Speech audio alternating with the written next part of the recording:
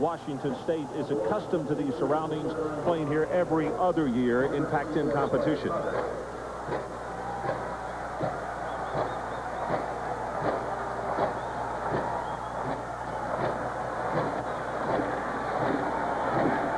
Will kick it off for the Utes. Number 80. As you look at Pointer along with Hunter, the dual safety for the Cougars of Washington State, and this one is underway on the ground at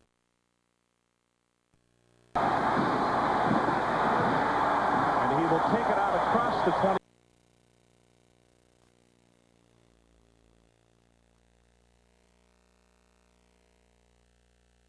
Here, although Washington State is accustomed to these surroundings, playing here every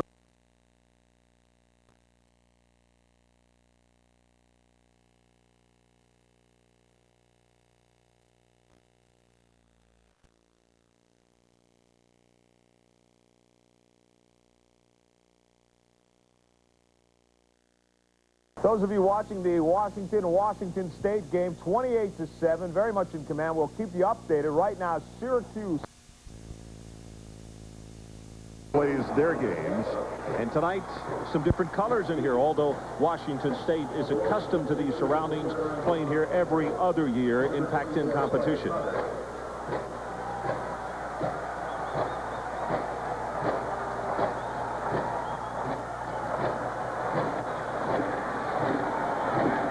Will kick it off for the Utes. Number 80. As you look at Pointer along with Hunter, the dual safety for the Cougars of Washington State, and this one is underway. On the ground at the 11-yard line is Hunter, and he will take it out across the 26 to the 27-yard line. So let's meet the starters on offense tonight for Washington State. Bledsoe, we've talked a lot about him. Now you judge for yourself. A very big one, and he is very, very talented. One of the guys that he likes especially, the big gamer, C.J. Davis, number 1 out of Tacoma, 55 catches this year. And up front, it is a veteran offensive front. They're very large. They're also very smart. They play well together. Garmin is the senior leadership up there, 6'4", 292, out of Bremerton, Washington, which, of course, is a suburb of Seattle.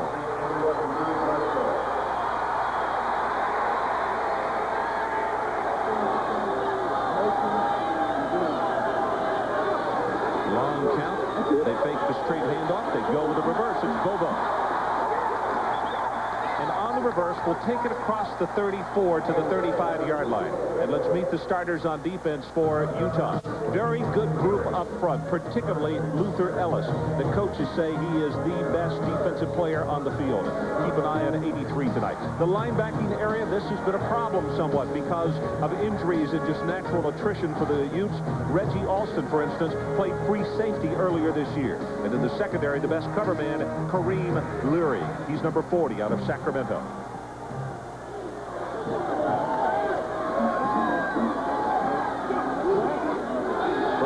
Of the night.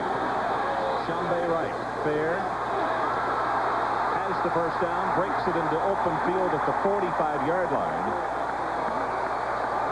Will have the first down in very good field position right off the bat for Washington State. Ron, defenses will be at a disadvantage in the bowl games in the first couple series, and the reason that is because the last game was November 21st. Utah was BYU and Washington State was Washington. It will take the defense a series or so to get used to the speed of the other team's offense. Because remember, you practiced against your scout team players, and all of a sudden now you're up against more speed. So it'll take them a couple series to get used to it. Mike number 90 for Utah, Mike Lewis, who normally is at the defensive end spot, is playing as a starter at left tackle tonight, has injured either his left leg or his lower back.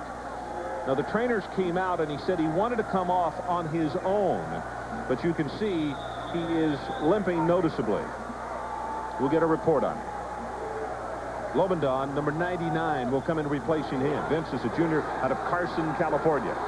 1st and 10, Washington State. Initial first down of the night.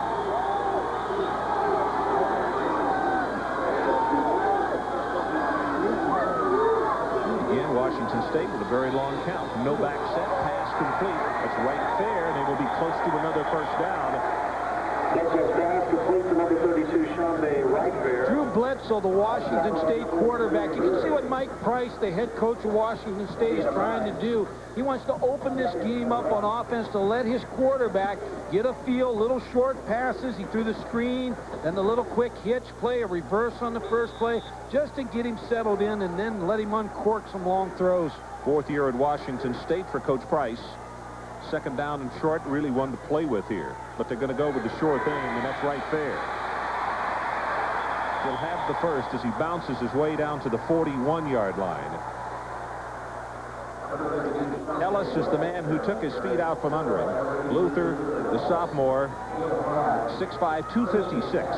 Ron, when you talk about Drew Bledsoe, of course, all the talk this week is the draft, and how he handles that media attention will be important. It looks like he's very settled down and into the ball game as we started, but if he remains, he has a chance to become the Pac-10 passing leader or the Heisman Trophy candidate. Of course, if he goes, everybody talks about he could be a first-rounder.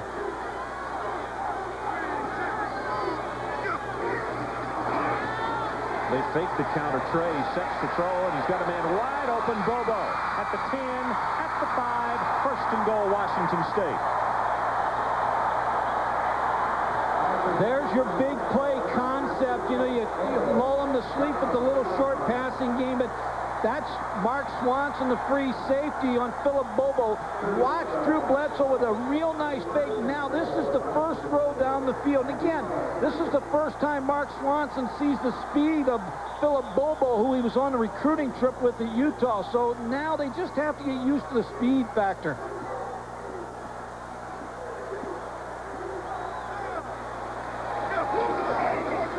Running play, straight ahead, right there, touchdown Washington State, and they made it look very easy. Tobic, number 66, with a paving block on the play.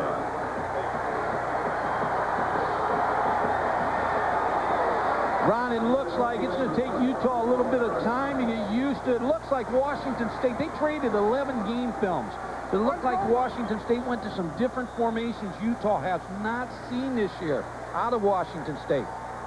Confused him. Aaron Price with the extra point attempt, and he loses his footing. Well, we've had a lot of rain in the Tucson area over the last few days. First of all, let's look at the replay. Shambe Wright Fair, the running back in the one-back offense for Washington State, is a powerful runner. He's the pro-type player out of the one-back set. Good power, makes the first Utah player miss, and then lunges across with the football across the plane for the touchdown. Good block by Robbie Tobic, number 66, the center. Watch the footing, Mike. I talked about they've almost had a third of the rain that they normally have in a year in just this week. And watch what happens with the plant foot. I mean, it just goes out from under him. And in fact, seeing that happen this early, if a field goal becomes important to one of the coaches, and let's say it's a distance job, it might change their thinking on whether they would attempt it or not. See, Fred Whittingham, the defensive coordinator here on the sideline for Utah, has to get his defense together and give them the looks on a chalkboard that they're going to see in this next series coming up. And now we get a chance to see Frank Dulce and the Utah offense to see what they can do. Mike, let me ask you something. How much of a difference does it make in the fact that Utah has not been here a great deal or has not been bowling as far as any of these kids are concerned? Just as far as the jitters, and because it was said jokingly at the luncheon yesterday, we had asked some people about agenda because we didn't know what to do as far as setting up regiment for coming to a bowl game. Ron, it's an important point because a lot of times you set a goal to get to a bowl game. After you get to a bowl game, sometimes then you set the goal, of course, to win and to go further. But I think you'll see Utah respond. I don't think they're going to lay down. I think they're a team that has a lot of fight in them. Price with the kickoff. Williams and Pierre Jones back deep. And this is going to come short at the 18-yard line. And a return to the 24. So let's meet the starters on offense for Utah. Frank Dulce, the senior from Culver City, California. The coaches really like him.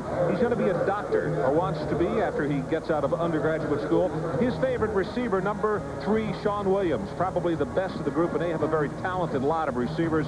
you'll see a lot of number 2 and also number 9. And up front, Mike DeHoog, senior from Chino, California. And DeHoog at left tackle is the leader. They say the best of the offensive line.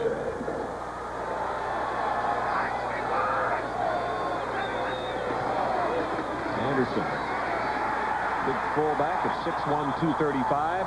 Tries to take it off the right side. He'll have maybe one. Let's meet the starters on defense for Washington State. Up front, very active group led by Lewis Washington, or Lewis Bush, I should say, out of Tacoma, Washington, number 48. He was a linebacker just last year, and they moved me to that spot. One of the reasons, this probably the strength on defense. Anthony McClanahan in the middle is the leader of the group, and Torrey Hunter in the secondary is their best cover guy, number 24.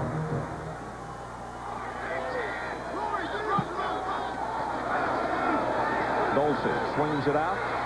Williams will be hit and knocked down for a loss at the 25-yard line, and it's Lurcher, number 19. Kurt Lurcher, the linebacker, makes the play on the tailback flare pass. Frank Dulce, I've been impressed with him all week, Ron. He went to El Camino Junior College, played for John Featherstone out there. He's very well coached. Dan Henson, the quarterback coach, I tell you, this kid is something to watch. Line to make is the 35 to keep this drive alive for Utah.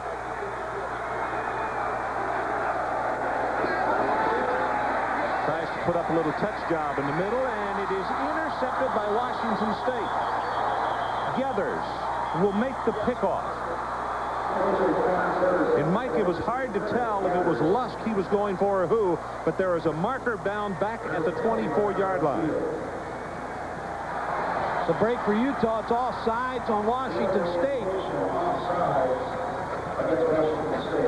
What's interesting, Ron, is when Utah went to no backs against Washington State. Now look at all the defensive players. They got 6 people. They're going to come after Frank Dulce. So he is going to be pressured in that no-back set. You see, only had like a 1/10 of a second to throw the football, and he was throwing it downfield. Curtis Geathers, the nickel back, was there to intercept it. So he gets away with a mistake there.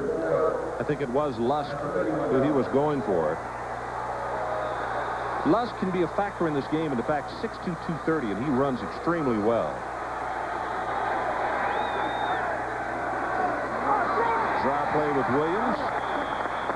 That's a good job defensively by Ron Childs. Already, all 3 linebackers have let you know that they're in the ball game. Lurcher made the big play. McClanahan, and now Childs comes up. And for Utah, they'll have to kick it away. We know who has a lot of impact on the Washington State defense is Washington. They went to the quick defensive front and linebackers. So Washington State did the same thing. If you look at all their linebackers, they're quick linebackers, not great size, but they can run. Young to kick it away to Torrey Hunter. Hunter drops off to around the 22-yard line. Good driving spiral. In fact, he's having to back up inside the 20. Fumbles the ball. Now 1 flag, 2 flags, and good coverage by Utah. 46 yards in the kick. And that was Reggie Alston who came downfield to make the stick.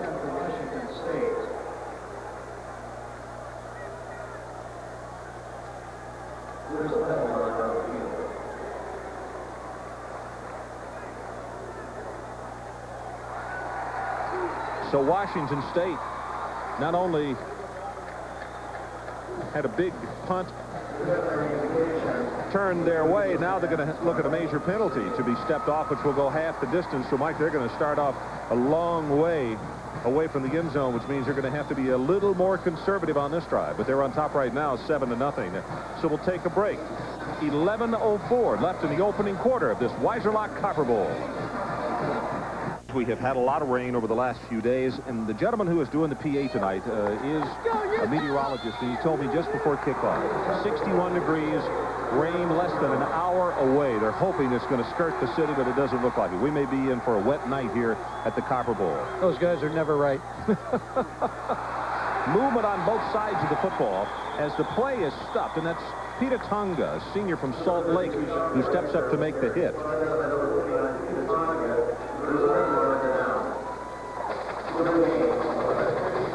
Offside against Utah. Ron, your point you made earlier, as you see Ron McBride, the head coach. That's Fred Whittingham with the headset on, the defensive coordinator. First time in a bowl for a long time, a little nervous. It's most important thing right now, as they settle down, is not to make errors like that, but to get the ball back, get a decent field position, come back down and do what they do best. Well, they can't let this man, number 11, get in a rhythm, because if they do, he'll run them right out of the stadium. Bledsoe still perfect as he throws complete. That's Pointer out at the 23, and he'll be pushed out of bounds there. And Adrian Karsten, let's get a report from you. Ron, you talk about how much rain we've had here in the past couple of days, about 1.25 inches. Annually, they get about 7 inches here. Take a look at the turf. This turf was actually taken from Tucson National Country Club. There's about 6 inches of sod here and then sand underneath it, so it drains beautifully. They get that much rain, almost a fifth of their annual average in 1 day's time, and have the field in such great condition. Really hats off to the field managers here. Well, that's for sure, Adrian. So there are two sides of that coin. A great surface, but boy, there are a lot of missed putts down there.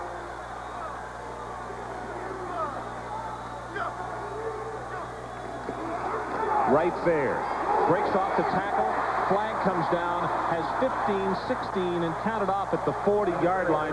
But that appears to be offensive holding against Washington State. I think it's against Josh Dunning, number 61. It looks like the hold call will be on.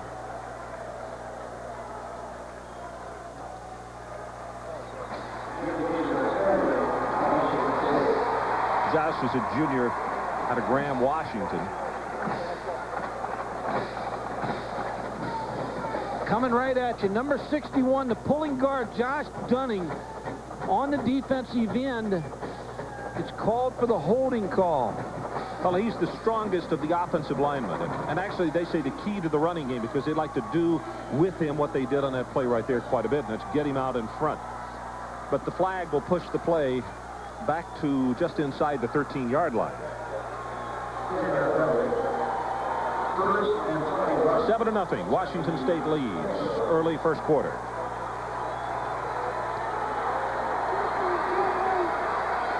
A lot of play calling at the line of scrimmage for the veteran junior quarterback. Blitz up the middle. You can see it. They pick it up well. Goes up the far sideline, and Bobo is open.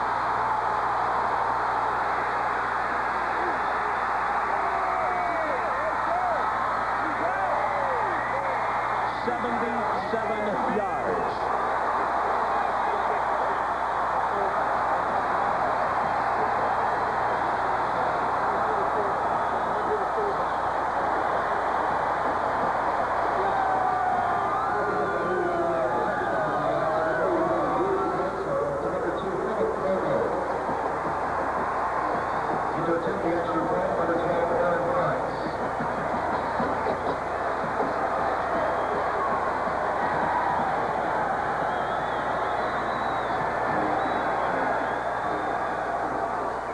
Price to attempt the extra point.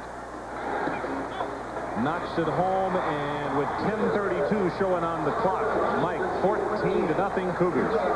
Great throw by Drew Bledsoe, but watch the fullback here, Shambe Wright Fair, with the block on the left side that really gives time against the blitz for Drew Bledsoe to find Philip Bobo in man coverage against Sharif Shah. Now, Ron, the first series they played a lot of zone and tried to cover on Drew Bledsoe. The second series they tried to come after him and pressure him, and Drew Bledsoe picks up, his offensive line picks up the blocks, and then a good touch throw by Drew Bledsoe that puts Philip Bobo in the clear, and they're not going to catch number 2. Bobo now has 2 catches for 126 yards and the touchdown that he just scored. And look at the reaction by Drew Bledsoe. He was closer than anybody from Utah at the end to try to catch him. Well, they made it look easy, Ron, in 2 offensive series. They're really putting a lot of pressure on Fred Whittingham, the defensive coordinator of Utah. See Sharif Shah, number 33, the defensive back, who was beat on man coverage against Philip Bobo. Well, you're right about Bledsoe putting that thing just exactly where it had to be. And Bobo did a great job of staying in bounds, because it looked as though where he caught the ball, he might not be able to cut it back upfield. But he walked up the tightrope and took it in. Ron McBride, the head coach, and just has to keep his players and keep them settled down. It's a long football game, and I'm sure he's a little bit in shock with the way Drew Bledsoe is picking his defense apart. This one a little bit longer will come down. Sean Williams. Sean will take it back out to the 28. Well, the Thrifty Car Rental Bowl week continues tomorrow when WAC champion Hawaii meets Illinois. That's in the Holiday Bowl at 7:45 Eastern Time. And then on Thursday, we've got the Independence Bowl from Shreveport, Louisiana. Oregon there to take on Wake Forest. It's a 12:30 Eastern start. 7:45, it's on to Memphis on the Mississippi. The Liberty Bowl between Air Force and Ole Miss. And then on Friday, New Year's Day, College Game Day special at 10 a.m. And we'll tell you about the rest of it here in just a moment.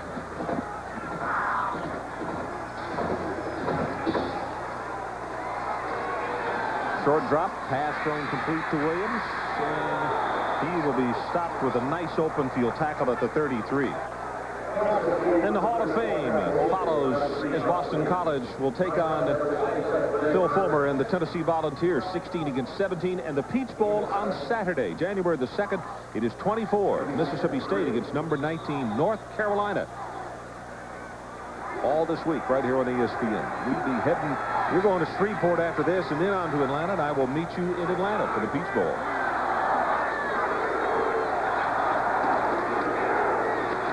Williams off the right side, breaks off one tackle, and there's the initial first down for the Utes.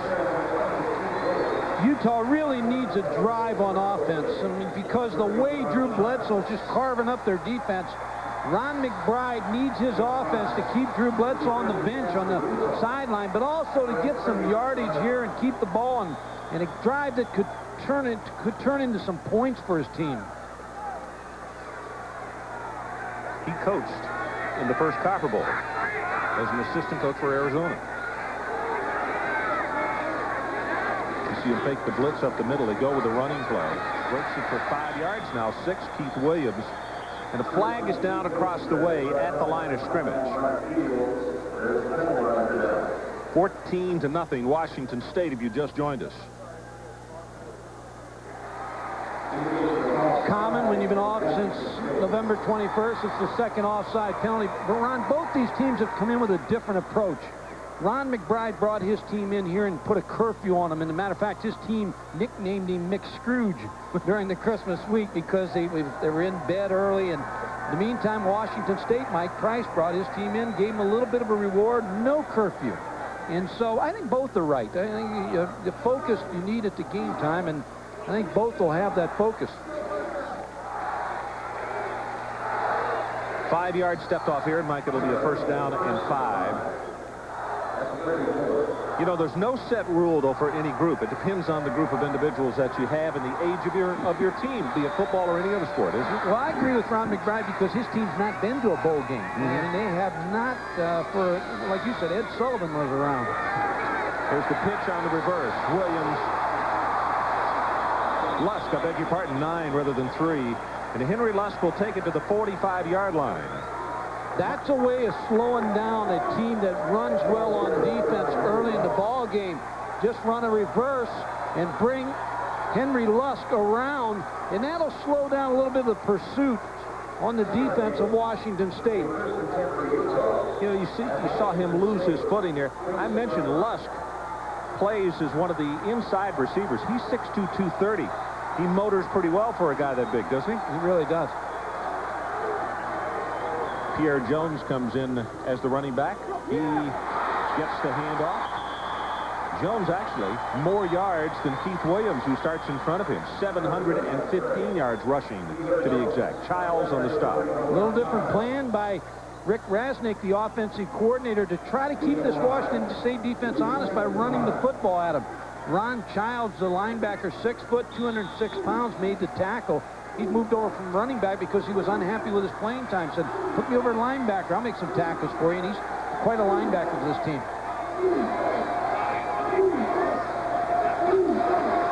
Pierre Jones gets outside on the left. He will have the first down as he is thumbed down at around the 35-yard line. That's John Rushing from free safety who gets there.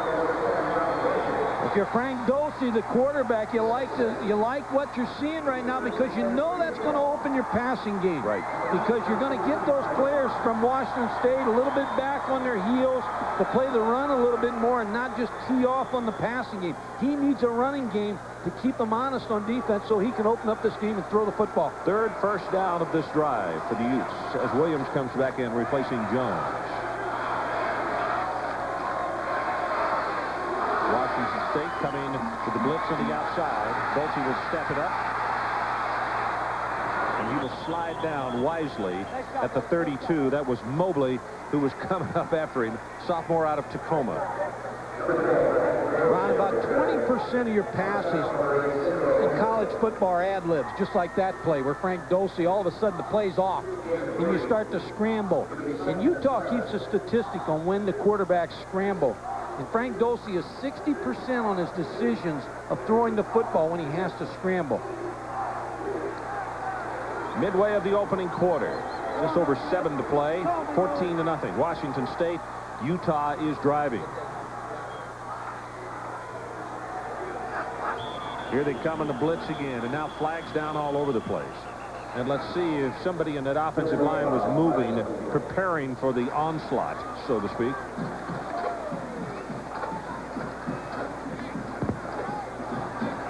That was it.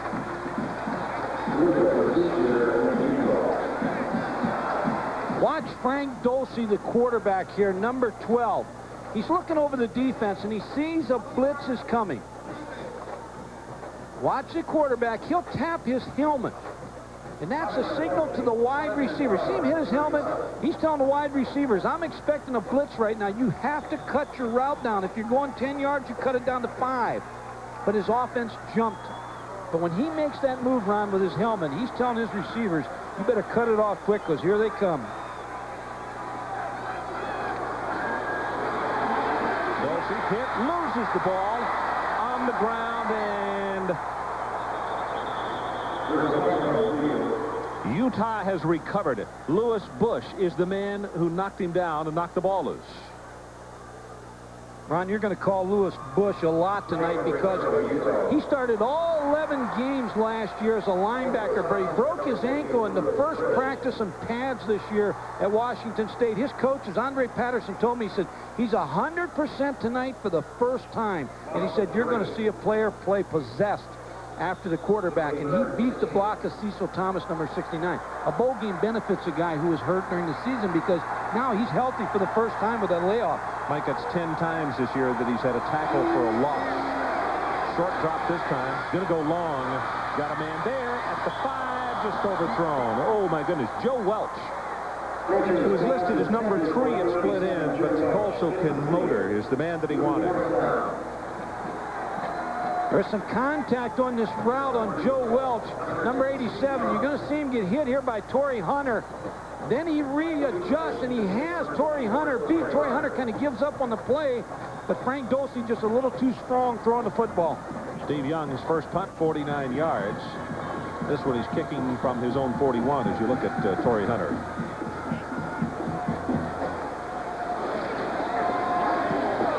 Booth kick to the far sideline, and he may have pooched it a little too quickly. That's not going to go for very much. They will spot it out of bounds around the 27-yard line. We'll be right back.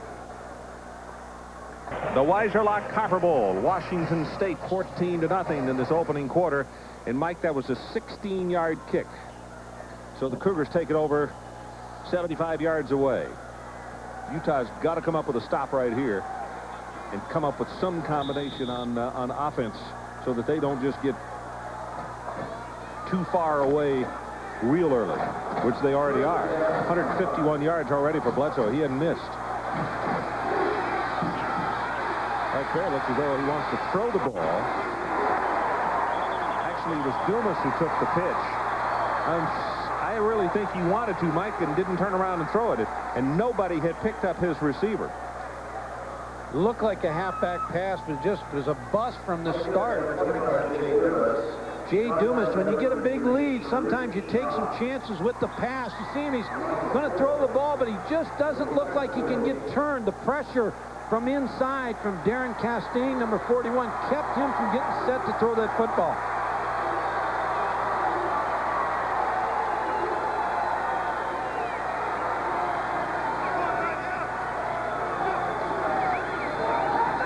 Short drop to throw.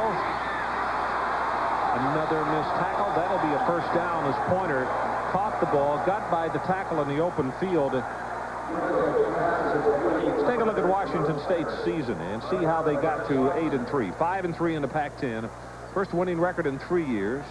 Their highest ranking was 13th, which is the best since 1958. They like their biggest wins this year: Arizona, UCLA, and also Washington. I think their biggest win, you could put a circle on that last game there, Washington. Boy. In the snow at Pullman. Big win for the Cougars.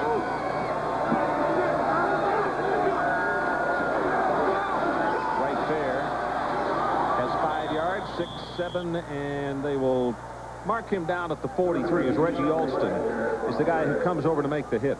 Reggie missed the last 2 games of the season because of a shoulder injury.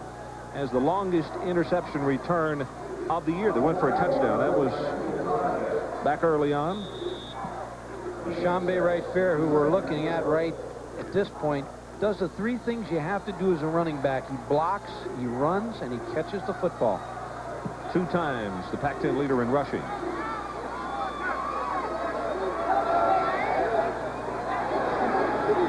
Shambe Wright Fair again, big opening, and does he take advantage? Inside the 40, and he's down to the 37-yard line. Lurie defensively.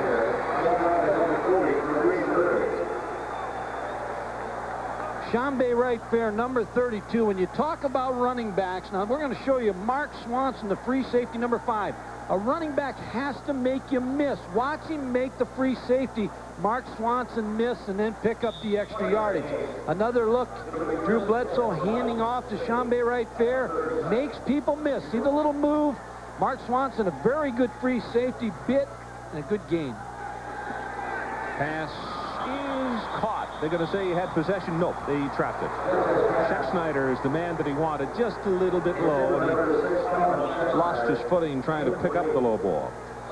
I've been on the sideline before when quarterbacks get in a rhythm against some pretty good quarterbacks, and I know what's going through Fred Whittingham's, the defensive coordinator's, mind right now is, how do you want to take your poison? You want to take it blitzing him, or you want to sit back and play zone? But right now, nothing's working against Drew Bledsoe.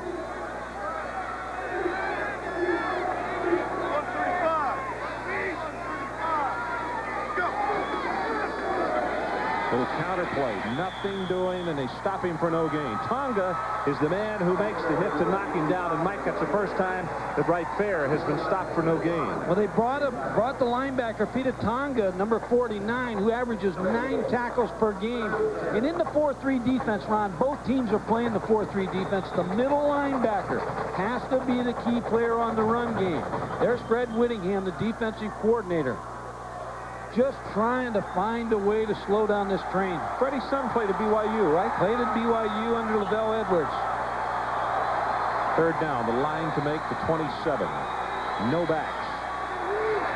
Pass the middle screen.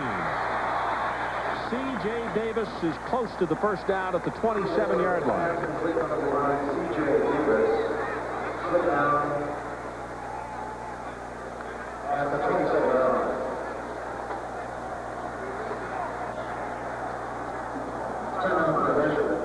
3:07 left to play in this opening quarter. Washington State up by a pair of touchdowns and trying to make it more.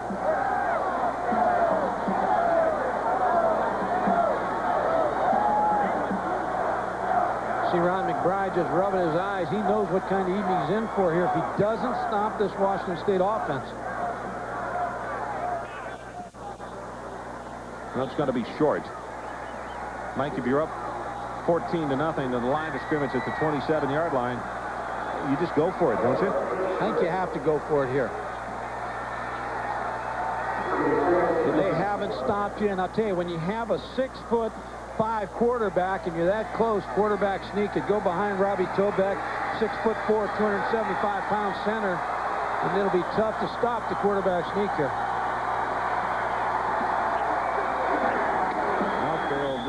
the first thing that you said, and that is to take Bledsoe, and he'll have the first down. When you have that kind of relationship size-wise of a quarterback, 6'5", 227, and you got the big center, Robbie Tobek's 275 pounds, against a 4-3 defense, the quarterback sneak, you should be able to pick up that first down. And let's go down to Adrian Karsten for this update. Oh, Ron, Coach Godfrey talking about how strong Tobek is. This man who can squat 700 pounds. He also helps out Bledsoe in a great way. When Tobek comes to the line, he actually makes the defensive line call for the offensive line. Of course, Drew can hear that, so all Drew really has to concentrate is reading those backers and defensive backs. Adrian, another thing is most quarterbacks just ride the wake of the center. Bledsoe's big enough to push the center. All the time in the world, wide open, complete to Scheck-Snyder, first and goal, Washington State. And he juggled it, and still no one was close enough to take him down. This reminds me of Denny's always open. I mean, because the receivers, I mean, they're wide open. There's pressure coming after Drew Bledsoe, but no one's getting to him. And receivers are running free. Look how free this receiver is. He actually tips the ball up, and another missed tackle by Mark Swanson. Kareem Larry 40 makes the play. Most of the times, if you tip a ball like that over the middle, you lose your head. Lose your head and lose the ball, but he has both of them to show for it. First and goal. The ball just outside the 5. Here you go, baby.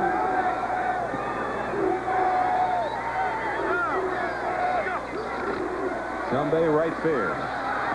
We'll go down to the 3-yard line as Sharif Shaw up from a strong safety position. We're about to go under 2 minutes left in this opening quarter. If I'm Utah on defense, I hope they hand the ball off to Chambay right fair and keep it out of Drew Bledsoe's hands, because he's on some kind of hot night at this point. 8 out of 9. Look at this. But here's the most impressive thing. 5 different receivers already. 197 yards and 1 touchdown. Sparks comes into the lineup. He'll join right fair in the backfield. Here's where he's also tough, Ron, is play action faking down here and throwing a play action pass. That's what they did, and it is tipped and almost intercepted. It looked as though Carolyn is the man that he wanted. Christensen almost made the pickoff, but he was looking for his tight end. Well, the pressure came on Drew Bledsoe and forced to throw early. Preston Christensen's the only one over there. Here's the pressure from the backside. Sharif Shaw, and that ball should have been picked off.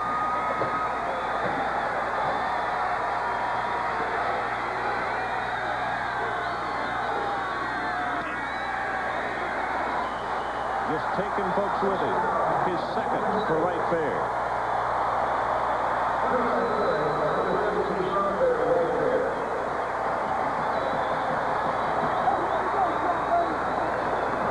Tobek and Garman leading the way on the blocking on that offensive front.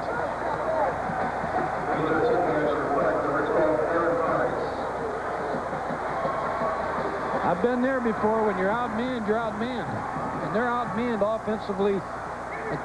Their defense against Drew Bledsoe and Washington State offense. Price knocks it home. So we'll take a break as we take one more look at the touchdown. 1:20 left in this opening quarter, and this makes it 21-0 Washington State.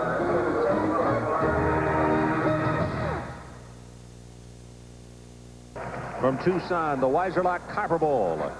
21-0 Washington State. And those beautiful pictures you're looking at right there, the Met blimp being piloted by Captains Hunter Harris and Maurice Milesman.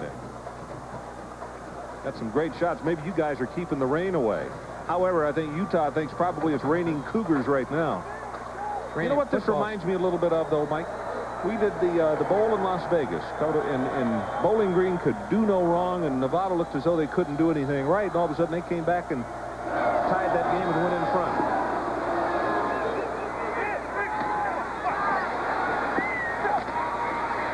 Miller on the return. He will not even make it back to the 20-yard line.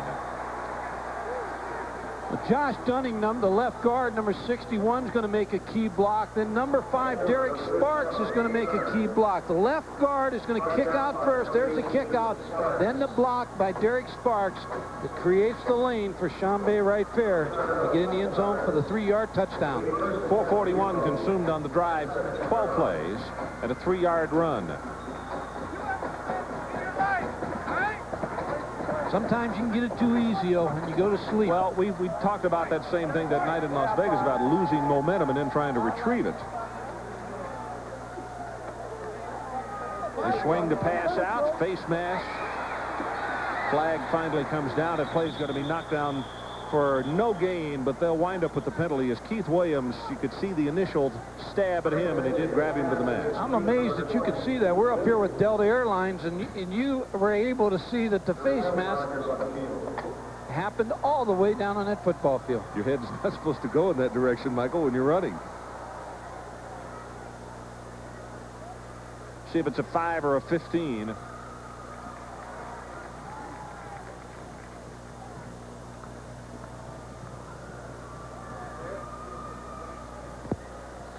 Adrian Karsten, let's get an update from you. Well, the verbal address that Coach McBride just gave him, team, I promise you will never make it past the primetime censors. But beyond that, I think on defense, when these guys get back on the field, there's going to be a desperate attempt to get some penetration in the Washington State backfield. They're going to hit absolutely every gap. They're forgetting the man-over-man concept and just going to hit every gap trying to get some penetration. The only problem with that is you got defensive backs running with those wide receivers one-on-one, and you got a quarterback that's hotter than a fire right now. Washington State creeping up. They stay at home. Pass deep over the middle and complete. Williams is the man he wanted. Mobley is the guy who had the cover. And conversely speaking, one guy as hot as can be, and Dulce, because of everything that has happened, running game is not going. He's a little out of sync right now. Well, the key for Frank Dulce is protection, and Cecil Thomas against Lewis Bush, 48, the defensive end. Right now, Lewis Bush is getting too much penetration. Frank Dulce doesn't have the time he needs right now.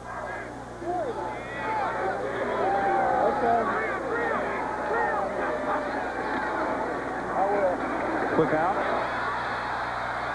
Anderson will take it to the 30, and that will be enough for the first down.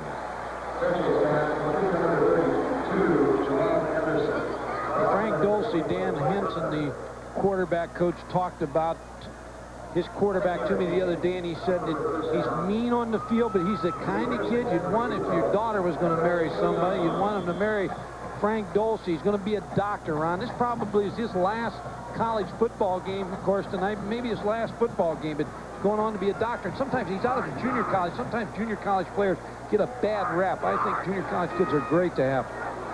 Agreed. A lot of them have done awfully well. Big opening here, and here we go. Keith Williams caught and slung down inside the 25. Mobley made the stop, but it's a gain of 46.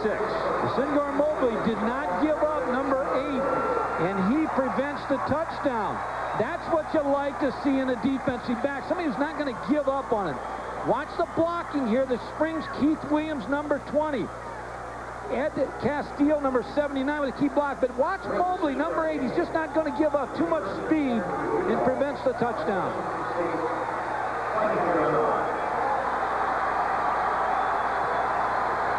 First and 10 for Utah at the 24. Pressure up the middle. Throws for the end zone, just puts it up in the air, and that one is tipped and incomplete. And with that, the end of the first quarter. So let's take a break. Washington State 21, Utah nothing. Laser-lock Copper Bowl at the end of the first 15 minutes. Washington State 21-0. And Mike, you talk about dominance in the quarter. Washington State 242 yards to 88 for Utah. We'll talk more about that in just a moment. Pierre Jones with the carry. He'll go inside the 20. With that many yards, it tells you one thing. Utah has had them in a position for their defense to put a stopper on them. They've just gone from long distances to score every time. Tells me they're in trouble. That's what it tells me. getting the yardage, but Utah needs a score here bad. Frank Dulce has to figure a way to get him in that end zone. May have to go to some kind of maximum protections to try to give him a little bit more time. He just doesn't have enough time to throw the football. Williams in motion, and you see that ball is tipped at the line of scrimmage. And just what Mike is saying, that man is standing in a shotgun formation and still can't get a count and a half pass away. Well, that's Ron Childs coming on a blitz, a linebacker, and Frank Dulce just doesn't have time to throw the football. Off the shotgun. Here comes the blitz. They're bringing 7 people. Ron Childs is not picked up. Hands in the air, deflects the football. Tough to throw when you're laying on the side. Jorgensen to attempt the field goal almost right in the middle of the field. This will be a 37-yard attempt. See, offset just a little bit to the right. Blocked on the ground and recovered by Washington State at the 29. And Torrey Hunter, I believe, is the man who got a hand on it. Got to be saying, if it were not for bad luck, there would have been no luck at all tonight so far. Let's watch the footing on this for the kicker. Chris Jorgensen, number 11. He just didn't really have a chance on this one either, because he did slip with his tennis shoe on the left foot, but didn't get much height on it. Well, because he's slipping, he's not going to. And blocked him. He never had a chance. Too much penetration. Again, Torrey Hunter, number 24, looked like he was rushing the passer.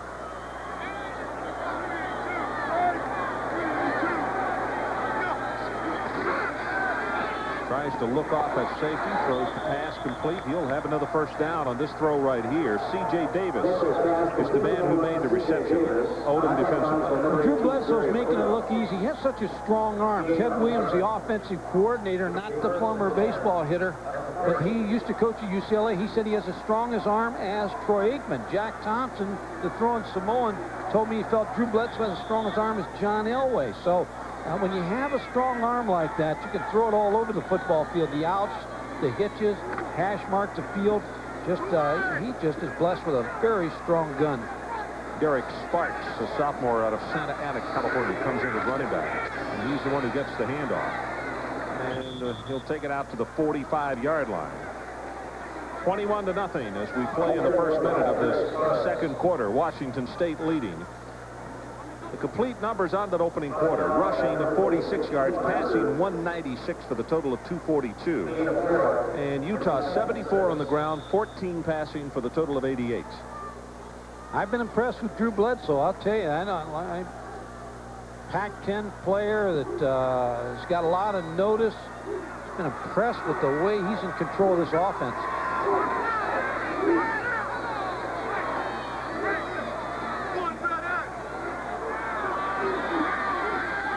Short drop, puts a little touch on this one. Bobo is the man that he wanted, overthrows him. One of the few times that he's done that tonight. Ron, and this is a Utah defense that has seen passing in the WAC when you have BYU and Hawaii throws the football out there, and so they're used to seeing good passing teams in schemes. But Drew Bledsoe, I'm sure, is the best quarterback they're going to see this year.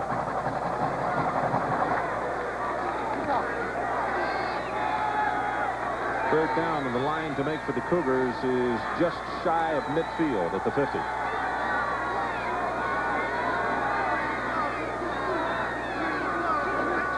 Utah shows blitz, and here they come. And he will trip over his own running back. Sparks is the man who tripped him up. Christensen was coming after him, but Sparks went down the block, and he went right over his legs. See, they went to that shifting, because when you play in a bowl game, your last game's November 21st, each team swaps the 11-game tapes. They're trying to show something new here to Utah that they haven't seen, because you can't do it. You can show a few new things in the regular season because of the week that you have to prepare, but when you have a bowl game, you can do a lot of new things. That thing didn't work. Johnson with a punt. This is a great coverage kick. Wow. Williams all the way back at the 10-yard line, and he has no place to go. That is a 51-yard kick. Timeout on the field. 21-0. Washington State. We'll be right back. Duracell batteries. You can't top the copper top. And in part by Chrysler Corporation. In the car business, you lead, follow, or get out of the way. 21-0. That's almost like what has happened here. Washington State saying to Utah, lead, follow, or get out of the way. And it's been the latter so far. Well, Frank Dulce needs somebody to block up front so he can lead. Keith Williams who goes straight ahead. He had to back up what you're saying. Dulce, 3 of 7 for 14 yards. And 3 of those passes, 3 of the 7, they've been rushed simply because he had somebody just breathing down his throat. Get a whack-pack matchup here tonight. And I was here at Arizona in 1977 with Tony Mason, who's an excellent football coach. Did a great job here at Arizona. Took this program from the whack to the pack and took them to the Fiesta Bowl. And so I know there's not great feeling between the two conferences. The WAC would like to prove to the pack that they can play with them. McBride, has coached here 3 different times. Quick out pass, and he's got this one complete. That's Hooks. Rushing and Mobley on the stop. Get a little mustard on that throw, Ron, out to the corner. He threw it from the left hash. Frank Dulce, number 12, was able to get that ball out quick, and that made the play to Greg Hooks. The steam on the ball and how quick he got it out to him. Mike, they got the ball at the 30-yard line. If I got it to the 50 or better, I would go Ruski or whatever. I'd do it. I'd pull out every stop, and I'd get on the scoreboard. Well, there's a lot of man coverage being played by Washington State. One thing you do when you get a man coverage is throw back to the quarterback, because quarterback's the one player that you don't have accounted for in man coverage. Keith Williams breaks the tackle, and that will be a 10-yard run. In fact, counted off at 11. He got a good surge on that right side. Thomas and also McNitt with the blocking. Burns made the stop. I like the quickness in Keith Williams, number 20, as you look at it from the end zone. Look at the little darting moves, and then he breaks into the secondary. And this Washington State secondary, they're so quick, Ron, that's why they blitz a lot, because they have a lot of confidence in Torrey Hunter, 24, and Greg Burns at the corner to play man coverage. McClanahan is out. T.J. Folkers comes in replacing him at middle linebacker. That'll go to the 45, and then defensively, Anderson will be wrapped up. Jamal, 6'1", 235. He's a junior out of Woodland Hills, California. He's been plagued with a hip injury this year. Very good blocker. Coaches like the way he handles that fullback position, both carrying the football and also blocking, and catches the ball pretty well. He's got 18 receptions this year.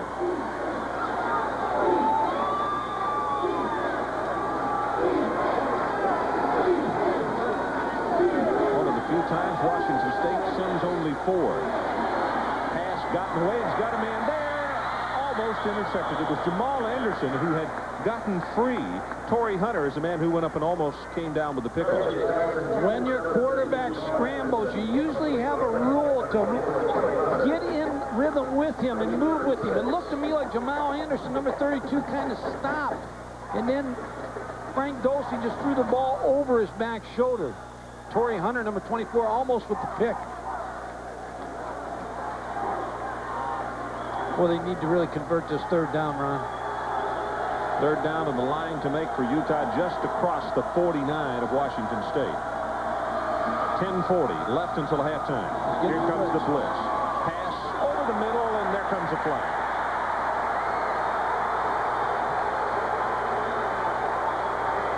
Mike, as they're going to pick up the 1st down, it gives me an opportunity. Lewis, who was injured back on the very first play of the game for Utah, sprained knee, will not return. We just got the report from the locker room.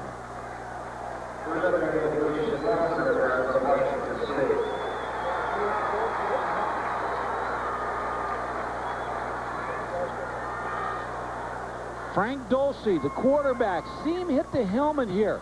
He's telling his receivers, they're going to blitz me, cut your route short. Now you're looking down from the blimp, and here comes the blitz. There's the adjusted route, and then they pick up the interference call. Good play by Frank Dulce, and another good play by Greg Hooks, the wide receiver. So the ball just across midfield. It's the 1st down for Utah. And the 6th penalty against Washington State. Mike Zimmer, the defensive coordinator of Washington State, knows he's got an advantage in his defensive line. Just continues to bring the heat on Frank Dulce. Keep an eye to see Amafala comes in the ballgame, number 52. He is their Ruski guy, right at guard. Going to go up on top of this one up. And it is caught at the 11-yard line by Hooks. Good heavens, how did he come down with it? He adjusted to the ball, Ron. That's why he made this catch. Frank Dulce just put it up, and that's against Torrey Hunter, number 24. One thing about Torrey Hunter, Jack Thompson told me on the field, he likes to talk to the receivers. He talks the whole game. Greg Hooks, finally good protection for Frank Dulce. But watch him adjust to the football. Just keeps moving his shoulder and adjusts to the football and makes the catch. Wow, what kind of concentration. Hooks. 38 yards in that reception. His longest of the year is 42. As it goes straight ahead with Pierre Jones. Lewis Bush there to make the stop defensively. Lewis Bush is making a statement tonight. He's finally healthy, 6'3", 254-pound senior. Started as a linebacker last year. Now as a senior, is playing the outside rush. Got a lot of pro scouts here tonight watching Lewis Bush. Ray Hall, number 92, a defensive tackle for Washington State. Injured an ankle on that play, but he stayed in. Shotgun formation. Pressure from the outside, and this pass caught, and touchdown, Sean Williams.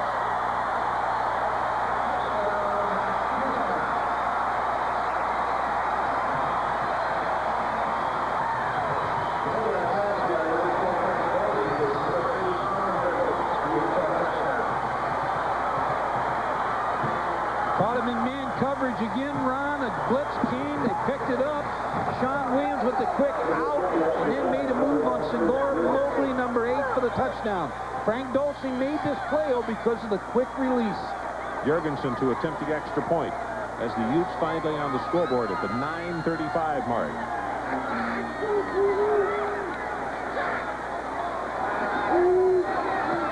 He's got it. Take one more look at the touchdown pass. Look at the quick release by Frank Dulce. Just barely had the ball in his hands, and then the move by Sean Williams. So we'll take a break. 21-7, Utah trying to get back in this one. 21-7, the reason for it. Up until that drive, Dulce 3 of 7, 14 yards, and then 3 of 4 for 61 yards on that drive. All the difference in the world. He got some time, and he proved just what you talked about impressed you all week. Ron, he didn't get a lot of time, but he throws the ball so quick, the release. This is Hunter. He'll take it back just across the 20. And let's get an update from Adrian Karsten. Adrian. Ron, Frank Dulce showed a lot of poise on that last play. The original play called in the huddle was off tackle left. What he did, he came to the line and called blue 33, which is an out pattern, which is exactly what he's looking for. Quick drawback, step back, throws the ball, delivers. Result of 7 points. Great job by Dulce. Mike Pattinson has come in at quarterback, junior from Moscow, Idaho, replacing Bledsoe.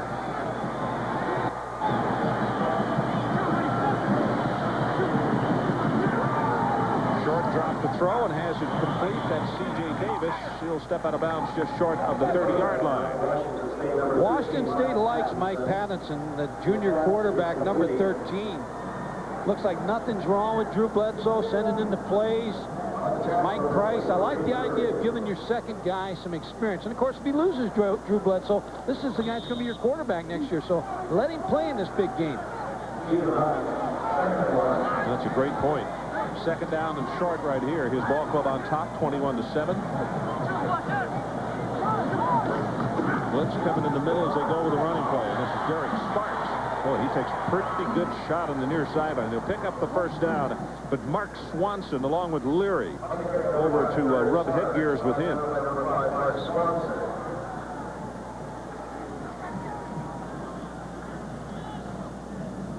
Ron, there's a lot of good juniors and a lot of good underclassmen across country. If number 11, Drew Bledsoe, stays, he'll be in for the Heisman Trophy next year. If he goes, of course, people say he's going to be the number 1 player drafted. Tough decision for him and a tough decision for his coach.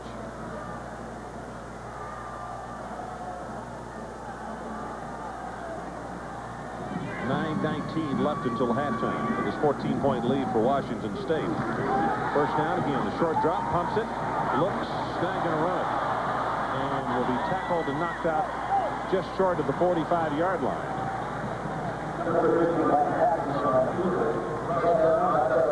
Mike, tell me about this. New England has the first pick, then Seattle.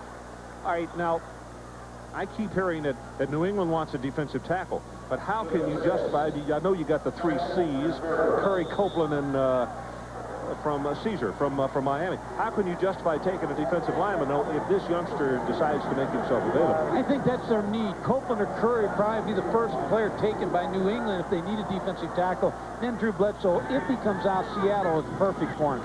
But could you justify taking a defensive lineman over a quarterback? Clarence Williams with a completed pass just across the 50. I think Drew Bledsoe is the best of the quarterbacks that's coming out. Of course, I hope he stays in school. I'd like to see him another year at Washington State and go for the Heisman Trophy and the Pac-10 records. But so quarterbacks are hard to they're hard to find, Ron. Excuse me. But defensive linemen are hard to find too. I've always said in college football, the difference in the top 20 football teams and everybody else is defensive linemen. But I sure have been impressed with Drew Bledsoe tonight. And I like this move by Mike Price. I like the fact of getting Mike Pattinson some opportunity to play tonight in a key role.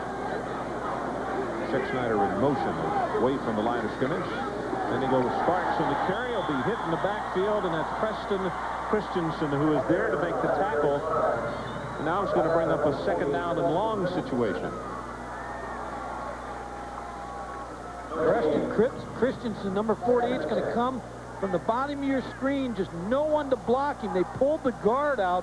Bob Garman, number 74, but so quick was Preston Christensen in the backfield, beat the block of the pulling guard. Finance major out of Salt Lake City. Clock runs with 8 minutes and 10 seconds until halftime. 21-7 Washington State. Fumbles the snap. Utah has recovered. Lambert makes the recovery. Well, sometimes, as we talked, it comes so easy for you. And now the turnover for Utah. I think Mike Patterson just came out too soon or didn't get the football from his center, Robbie Toback, number 66. But now, Ron, when you get the ball, now you're looking for a trick play or a chance to go downtown. When you're across the 50-yard line and you get the ball in first down situation, an excellent chance to go for the home run right now for Utah. These Utah kids turning around to their crowd and asking them to respond even more. They're down 14, but to follow up your point, they would love nothing more than to come with a quick score right here and cut it to 7 now.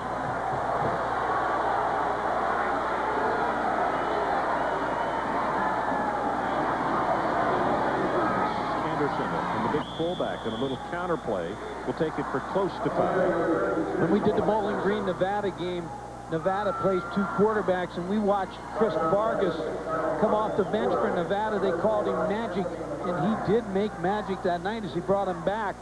And what Utah needs out of Frank Dulce is a consistent drive here to get him in the end zone, because I'm sure we're going to see Drew Bledsoe back in the ball game the next series. Well, it was Adrian Carson over there asking him that very question, and the conversation didn't take very long. Dulce still looking, going to run it. Close to the first down. Nope, he went out of bounds, short of it. Ron Childs is the man who was coming after him.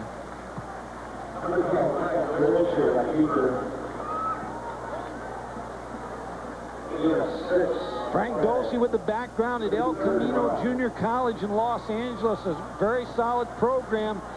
Has time to throw. Now the coverage is there, so he decides to run. And watch him try to stretch the football out for the first down. Gets a spot about a yard short. You see what his receiver down deep did? Rather than go back to the middle, went to the sideline, which really aided the defensive back. It's like another guy there.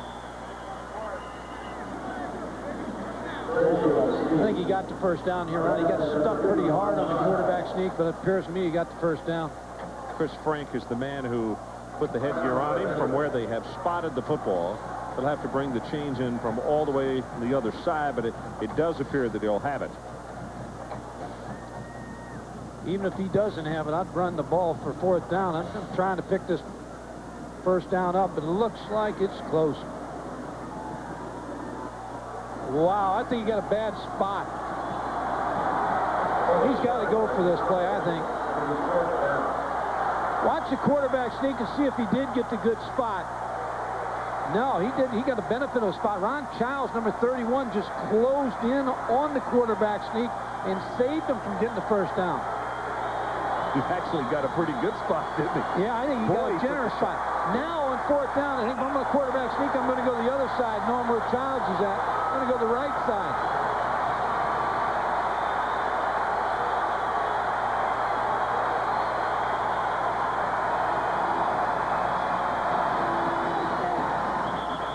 I don't know. Oh, he got it this time. I'll tell you what, if he didn't get it this time, they'll have to investigate these officials. Frank and Saldivar defensively making the stop, and from where you see the mark right there, it is very, very close. The most dangerous thing that happened on the play was tight end in motion coming back, almost turned back upfield too quickly. I think he did turn up the field too quickly.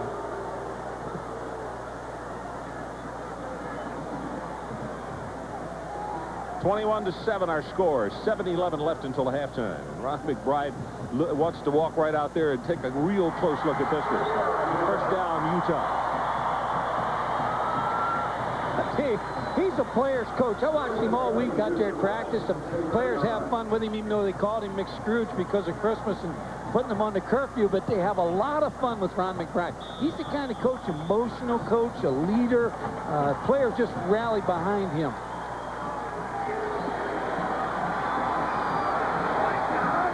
Pierre Jones comes in as the lone setback this time.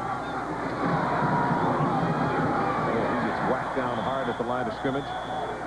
You know exactly what Utah is trying to do to make the presence of that running game there so that the passing game will work. But I tell you, Washington State has been extremely tough on this series against the running game. When Washington State went into the season, the question mark on their team was the defensive line. As you see, Andre Patterson, an excellent defensive line coach, Ron. He really is a quiet leader with his defensive line, but his defensive line has really come alive and made this defensive football team. Well, they've had some sticks on this series. See the linebackers on the launching pad. They stay at home. Pass over the middle, and he's got it. That's Hooks. He's short of the 1st down, so again, it's going to be a 3rd down situation for Utah as rushing comes over to make the stop. That's just a little option route to Greg Hooks where he goes down 7, 8 yards, Hooks inside or Hooks outside. If it's man coverage, he'd run away from the man. Now I would expect Utah that they're going to get a blitz out of Washington State here, so Frank Dulce has to make a good decision here against the blitz. That could get confusing in a huddle. You know, Hooks runs a hook pattern, or is it a hook to Hooks? Hook to hook. 3rd down. They need the ball just inside the 30. Utah trails by 14. Here's the blitz. Gets it. Oh, Lusk had the ball and dropped it. Just fought it. Instead of caressing it, just brought it down to the ground and couldn't hold on. When you run a one-back offense, even though your quarterback doesn't get sacked a lot, here's the results of the blitz. Mark Whitmire, number 33, they're going to get hit. The quarterback's going to get hit in the one-back set a lot. And Henry Lusk, number 9, I think he had the 1st down round if he holds on to the football and maybe a bigger play. Well, he's the large one we talk about, 6'2", 230, and runs well. That's a tough tackle in the open field. Jorgensen will attempt the field goal. This attempt of 51 yards. Tried one, had it blocked. Lost his footing on that one. No good, off to the left. He had the distance, had his footing on that one. So let's take a timeout. 5:29 left until halftime. Washington State on top.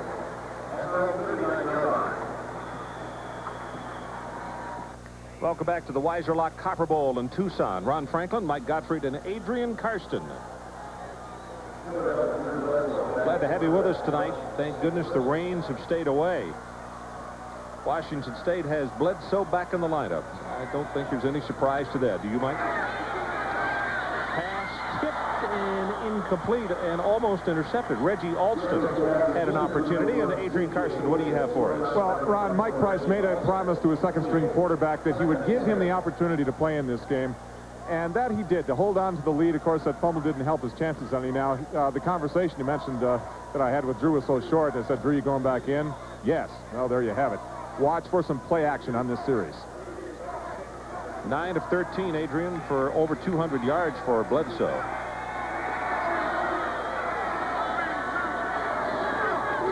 See the blitz in the middle. Pressure. Bledsoe's going to be sacked at the 36. That's Lambert who gets to him.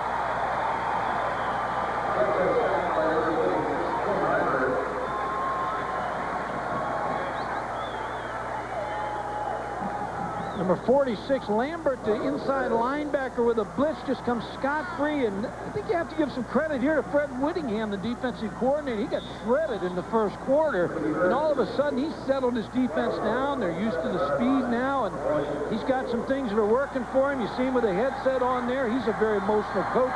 Was with the Rams, a very solid coach with Jimmy Viccarella and Bud Carson and Ray Malavasi with the Rams.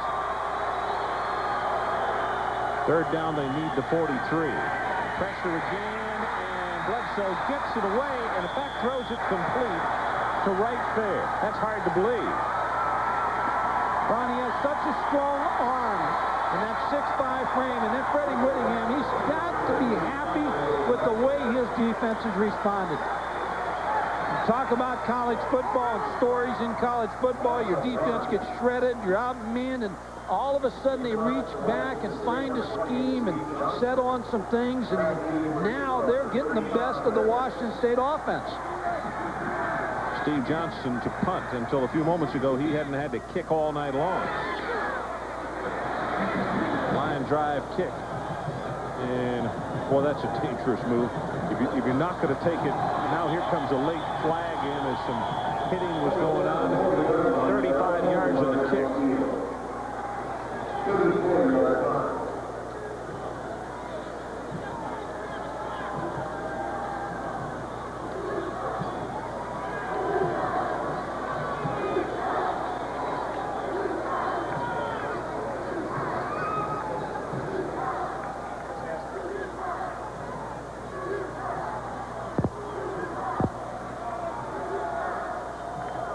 Personal foul against Washington State.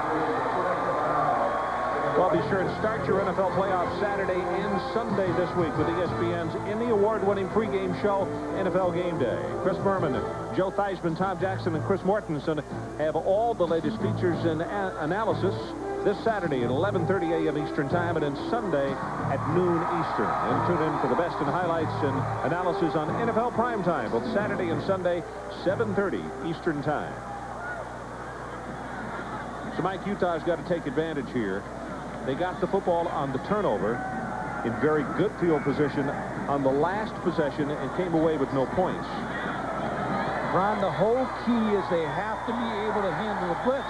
Because when you decide to blitz Frank Dulce, you're one-on-one in the secondary, so the chance of the big play's there.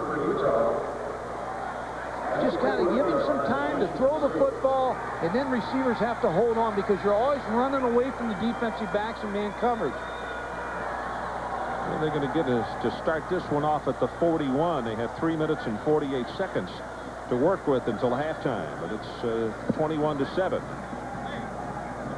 Can't make up their mind where they want to spot the football. Now they just lost 5 yards, Utah, so they're backing it up 5 yards. Better go ahead and snap it, Ed. Yep. Lost about 4, actually. Going to put it back at the 45. It's quick foul, 15-yard penalty, first down. Ron, I've always liked when you get the ball past the 50 when I was coaching to throw on first down. Go downtown. Makes play calling a little simpler, doesn't it? A little simpler when you cross that 50-yard line. Keith Williams is the lone setback this time. And they'll go shotgun. Now here's where they're lining up to try to give him a little bit more time. You see him bring the 2 receivers in the backfield. They got a max protection on here. And the blitz up the middle, drops the ball momentarily. And swings it out. This is Lust. Lust, whoa, puts a head down and then comes out of bounds at the 32. Mike, he's a wide receiver, but he actually goes as a fullback. Boy, he wanted that hit before he went out of bounds. Well, you talked about his size, Ron. 230-pound receiver, and you saw the benefit of being 230 pounds. Now look at Utah, they're trying to make an adjustment here to pick up the blitz, but you got big defensive linemen on backs. Frank Dulcie makes this play by that little spin move. Gave him a little time, then the ball out to Henry Lusk, and he just ran over. Boy, and I'm telling you, Curtis Geathers, the nickelback. not to be redundant, but for 230, he runs extremely well in the open field. Looks like another checkoff by Frank Dulcie. Short drop, and he gets a quick out. That's Williams just shy of the 26-yard line. We heard Adrian Carson earlier in the game talk about blue 33, a checkoff. And I'm not sure whether it's a blue 33 on that play, but that's the same play Adrian said that they called the blue 33, which is the quick out to the inside receiver against man coverage. As you see Ron McBride a little bit more settled down here in his first bowl game. He's down 21-7, but his club is driving as we're about to go into 3 minutes until halftime. And a direct snap to Williams. Gets a block. Great touchdown, Utah. Great football play, Ron. 25 yards. And then Frank Dulcie made that play because he faked like he had the football, but it was a direct snap to number 20, Keith Williams. All the defensive linemen went after Frank Dulcie. Good play call by Rick Rasnick, the offensive coordinator of Utah, and they're back in this football game. Like to say he's got Vegas Bowl written all over. Nevada and Bowling Green all over again. Great college football game.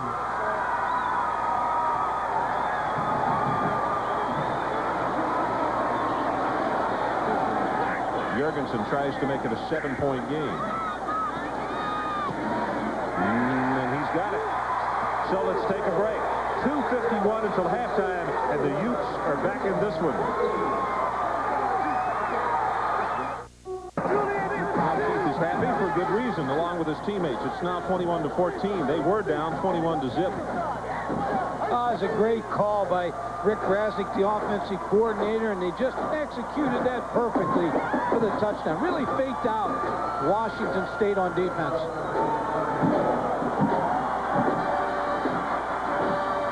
From the 2, Hunter. No place to run, and he will not make it back to the 20-yard line. Let's take a look at this touchdown. Now, the direct snap is going to come to the fullback. Dulcie's going to pretend like he's got the football. Then there's going to be a key block by Henry Lusk. Watch the snap. Watch Frank Dulcie. He pretends like he's got the ball. The quick snap to Keith Williams. A good block by Henry Lusk, and it's touchdown city for Keith Williams. Now, if you're Washington State, Mike Price, you got to get Drew Bledsoe back in rhythm. Check the difference here. Washington State only 30 in this quarter. The quick out pass, and that's good to Davis. CJ will step out of bounds just short of the 25-yard line. That's how they start in the game, Ron, to try to get him in a rhythm. A little quick hitches, screen passes, little short passes to get him back going. Now, he sat out a series. Last series, Utah just really blitzed him and sacked him a couple times. So now they want to get back to what they did in the first quarter.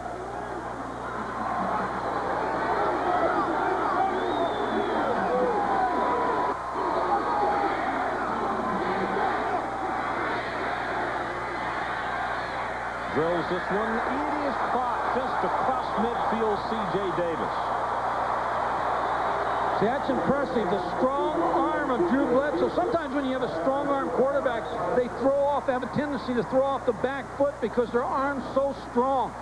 Watch him deliver this football on the seam, right on the money before the safety could get over and too deep to C.J. Davis, number 1. Mark Swanson, number 5, just didn't have time to get over because of the strength of the arm of Drew Bledsoe. Looked as though that also he mistook where that ball was going to come into play. There's a blitz by Utah. On the outside, and the pass overthrown. Bobo is the man that he wanted. Washington State coaches are on the field on the sideline. They wanted interference on that call. Coming up at halftime, the Duracell Report, Sports Center update, and also live from the Sugar Bowl, a report from our guys down there, and we'll have a preview of the Holiday Bowl. Hawaii and Illinois. Bob Wagner, what a great job he's done in Hawaii this year. Ron McBride, a little bit more confident now on the sideline. Matter of fact, took his hat off. We got that 14 points.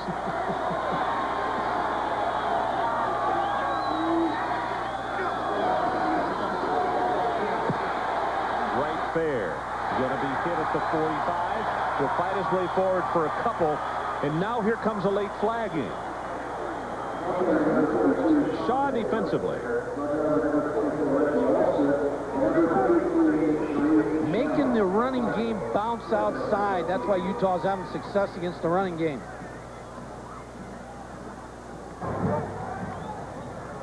Dead ball. Personal foul. Defense. Dead ball. Personal foul. Offense. Third down. Kareem Leary and Calvin Schechter, number 6, are both involved in this and in little extracurricular activities. But I'd rather see him throw it on one of them, Ron, and mark the penalty off, and rather on both of them. Usually the second guy gets caught, second hit. The rule I'd like to see is either gone for the game or out for the rest of this series and one more. Yeah, you don't like that if you're coaching. I know you don't, but it's, you know, give him a doesn't penalty, mean anything. keep the game off. Short drop again, and the quick out pass. Bobo got turned around, and now Washington State will have to give it back with 1:58 on the clock until halftime. Drew Bledsoe just seems to be out of rhythm now with the momentum shift by Utah. Just threw behind Philip Bobo on that pass. Came too easy, Ron, at 21 points. You made a good point early in the game about Utah never being here. In this bowl game, they settled down. Now they're playing with a little confidence. And here they come after the kicker, and he barely gets it away. Fair catch is called for. Then he starts to run. Now we've got 2 flags. Well, that they didn't give him enough room, I don't believe. And secondly, then he started to run after the fair catch. Well, I think they didn't give him enough room. There should be a penalty. There should be a penalty on the Cougars.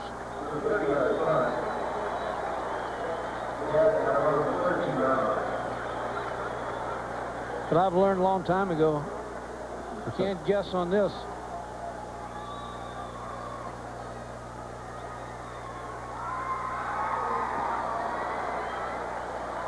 $30 yards on the kick.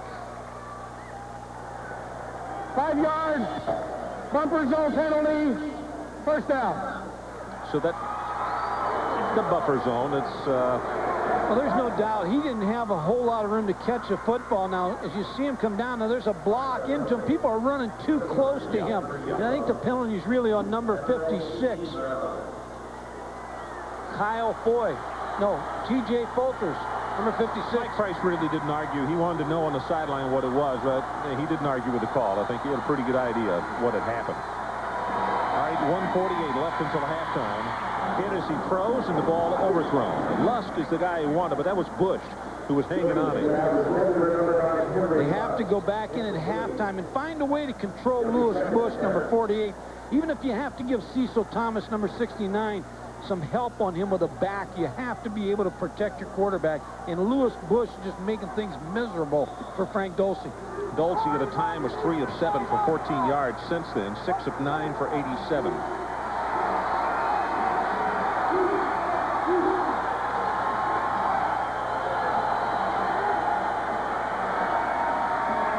Stays in the pocket. That's Lusk. Tries to break off a tackle, and he does. They'll spot him out of bounds just across the 25. Rushing makes the tackle. Greg Burns, number 27, the corner, missed the tackle. Everybody tries to go his side because Torrey Hunter, number 24, on the other side, such an outstanding corner. But Greg Burns has had a great year this year answering people trying to come on his side. There's Torrey Hunter, the excellent corner for Washington State. Mike, we've already had 100 plays in this ballgame. The stats people know that. Swings it out, and it's overthrown. Pierre Jones is the guy he wanted. We may have another 20 before half with 1:33 to go on the clock, and both teams have their 3 timeouts left. That was not a good series for Utah's offense. So Utah gets an opportunity, and they don't do anything with it. Let's see if it's enough time for Bledsoe, because Washington State should get this ball in very good field position. Young to kick it away. His longest 49. Good look at the coverage here. That's Hunter down deep. Cougars are coming after it. Gets his kick away, and this is a driving spiral. Calls for the fair catch, and he makes it at the 27.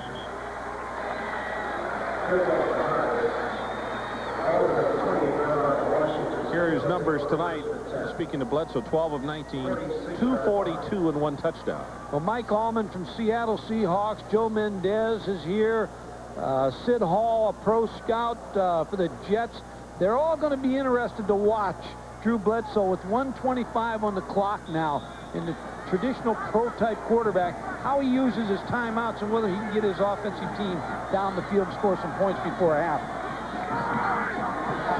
Ball almost intercepted as his receiver Davis had slipped down. That was Odom who went diving across the top trying to make the interception.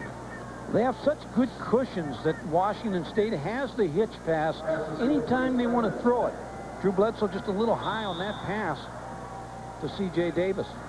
I like C.J. He's got, as the coaches say, that knack to get open. And he's a home run threat. Yeah. I mean, he can go deep and catch the deep ball.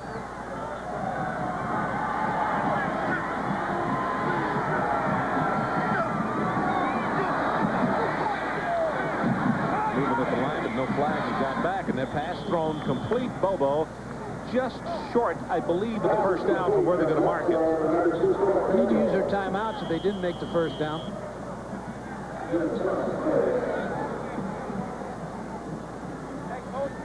Obendon is a man who was teetering at the line of scrimmage and went too far and then had to come back. I think Washington State's going to get charged with a timeout here. Yep, they are. They're going to use one of their timeouts to stop the clock with 1:09. By the way, the MetLife Blimp, one of the world's largest airships, 194 feet long and 67 feet high. And a good look at their pictures tonight. And as I mentioned, thank goodness the forecasters have been wrong so far. We haven't had any rain. And those people able to stay up there and give us the nice pictures like we have right here. They're only 5 foot higher than we are here in this stadium. You love heights, don't you? Not necessarily. 21-14 our score. Washington State leading with 1:09. And that's Mac. That's Drew Bledsoe's father. And now he's wearing Washington State there on his sweatshirt, but he played at Washington.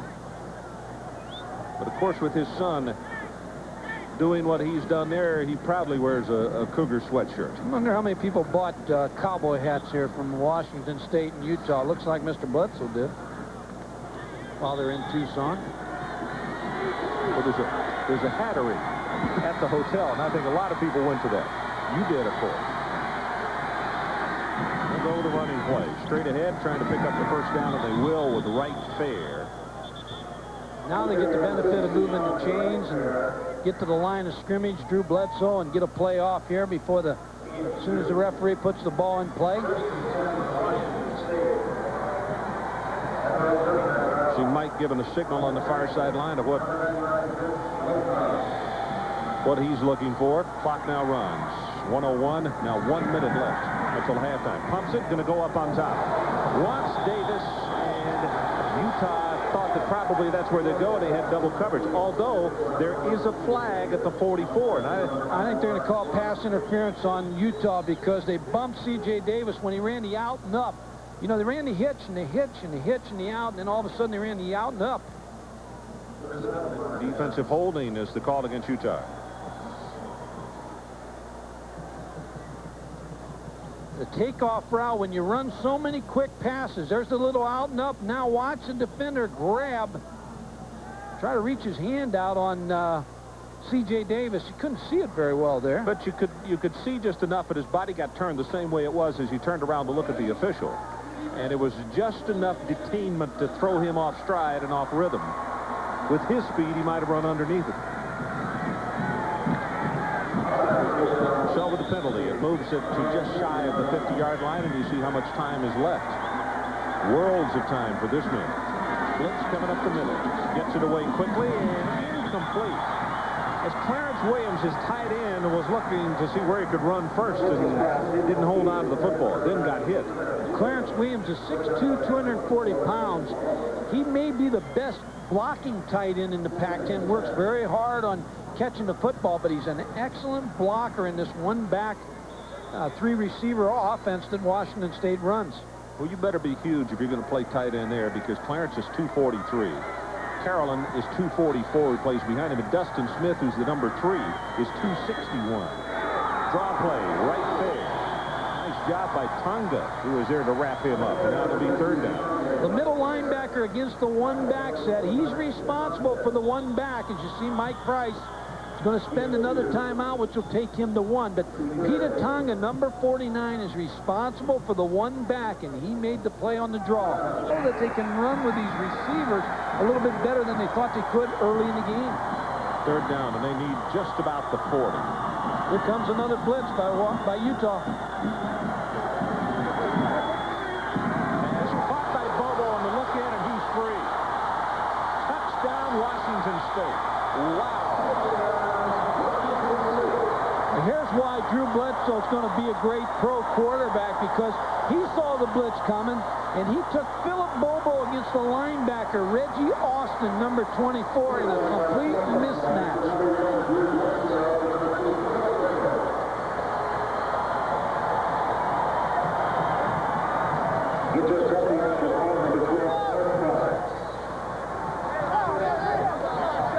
Well, Ron, I said the pro guys were watching to see if he could get him in the end zone, and he left 31 seconds on the clock. You think they may leave at halftime? No, I think they're going to continue to watch and marvel.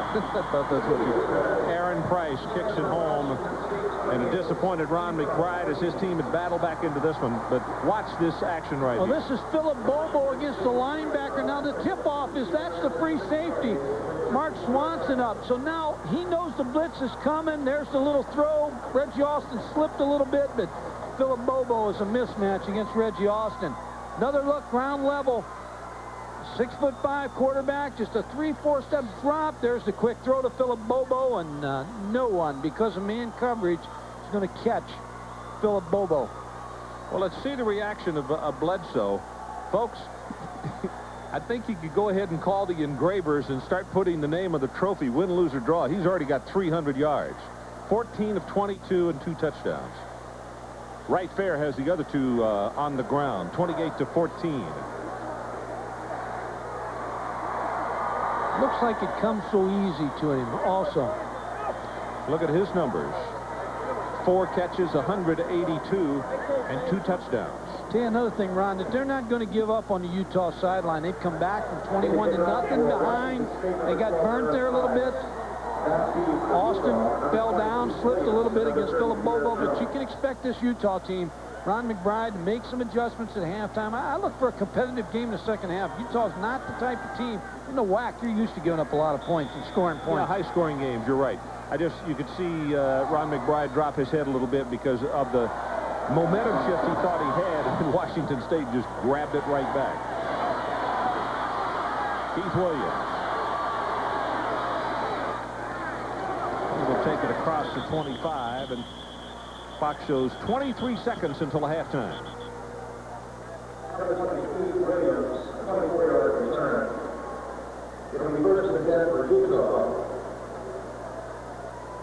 They've been able to keep Frank Dosey from hitting a long pass, giving him only short passes because of the blitz, and his offensive line not able to handle the defensive front of Washington State.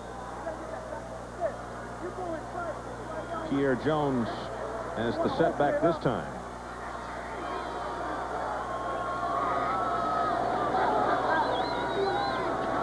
Dosey sets, delivers it, and has it complete to Welch. At the 36, not enough for the first down.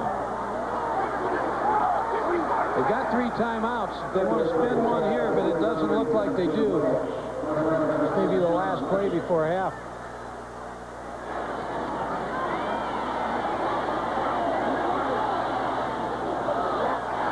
Caught at the 48, and across midfield is Sean Williams, but with that, the clock will run out, and it is halftime. So in the first half, it has been Washington State and Mr. Bledsoe. 28-14 is our halftime score. Stay tuned for a college football report from New Orleans following the Sports Center report after this. It was not the case as the Utes came back.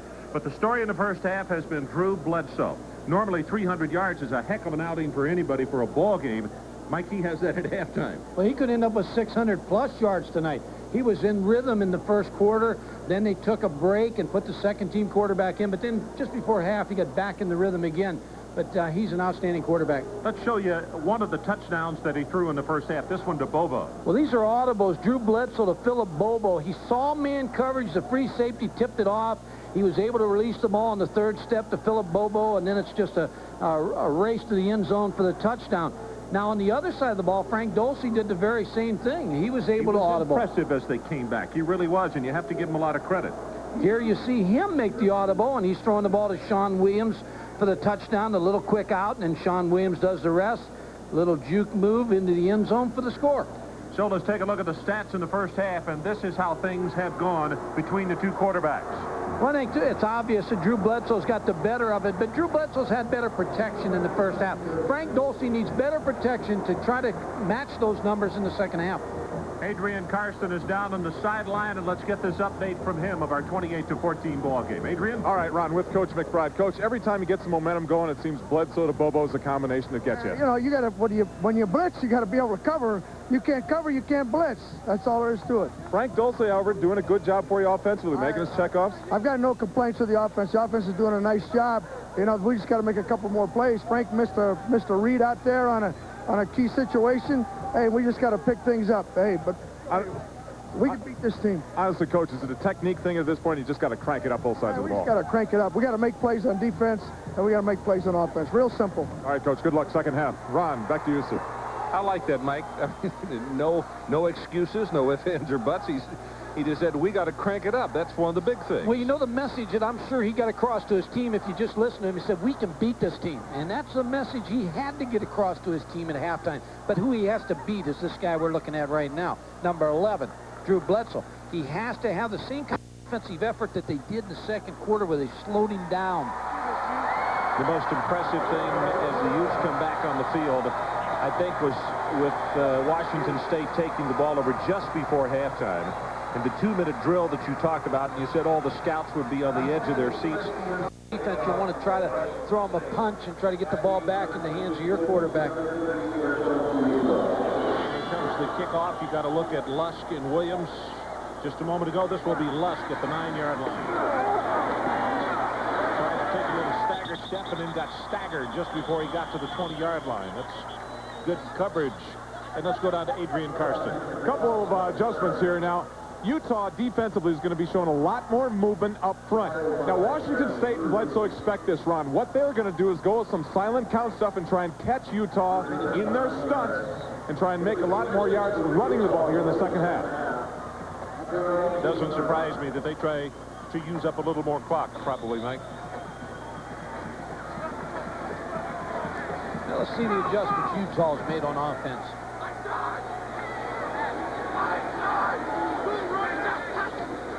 Anderson in motion. This time, see, they roll the pocket. And he has the man open, and he just missed him. Pull the lineman, roll the pocket to give him a little more time, and missed on that pass. Well, on first down is a good play action down because the play action will hold the rush. And then to bring Frank Dulce out to the right side, he's a right-arm quarterback throwing on the run to the right side. He just overthrew the ball to Greg Hooks.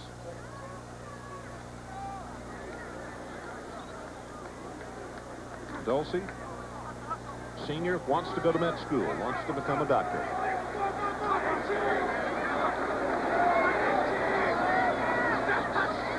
See the blitz. Washington State appeared to be offside as the pass was thrown incomplete at the 23. Tell you, another thing that worries you as a coach when you have a 25-minute halftime and you take so long because of the bowl game and trying to get back out on the field and get going again, you know, get back in motion. Get the blood flowing. Yeah, again. Offense and defense. Utah in that first two plays looked a little lethargic.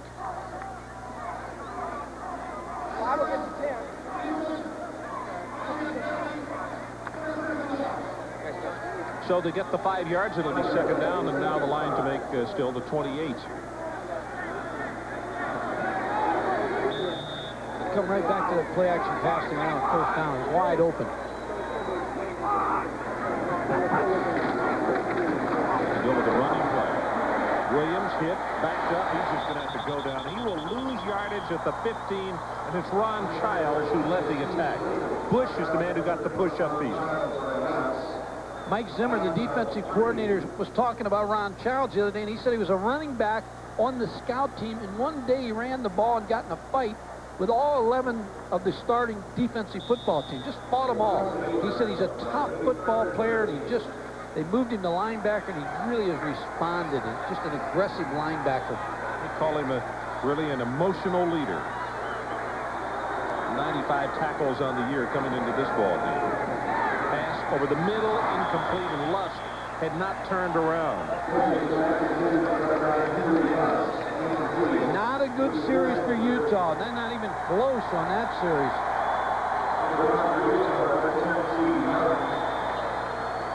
Young to punt. Torrey Hunter will be back deep. You see the numbers on Young. 37-yard average in the first half. 28-14, Washington State leads. Early going third quarter.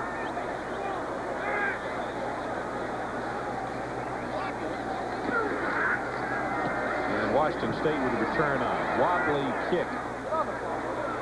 Gets it away from Hunter, though, and they'll wind up with good yardage on this one as it goes out of bounds. That's just across the 35-yard line. 51 yards in the punt. I'll start your New Year's Day bowling viewing with a special edition. Right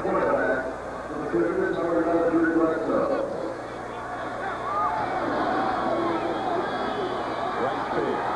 Turns the corner, then he gets a pretty good shot as he crosses the 35 to the 37. And Tonga from the middle linebacking spot is there to make the hit on him.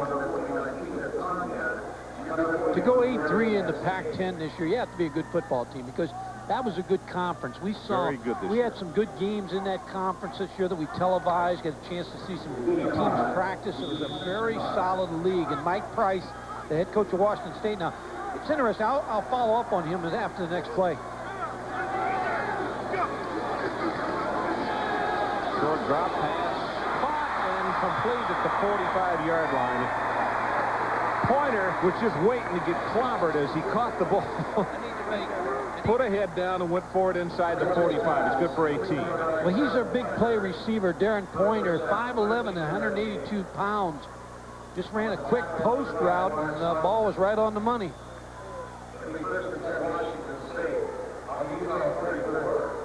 As I said, Pointer just waiting to get wiped out, and it didn't happen. He kind of ducked underneath the tackle, which was high.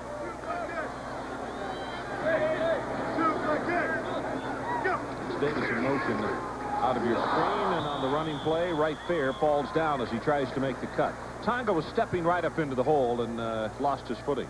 Ron, Mike Price, we were talking about him a couple plays ago, but he's got 1 year left on his contract at Washington State.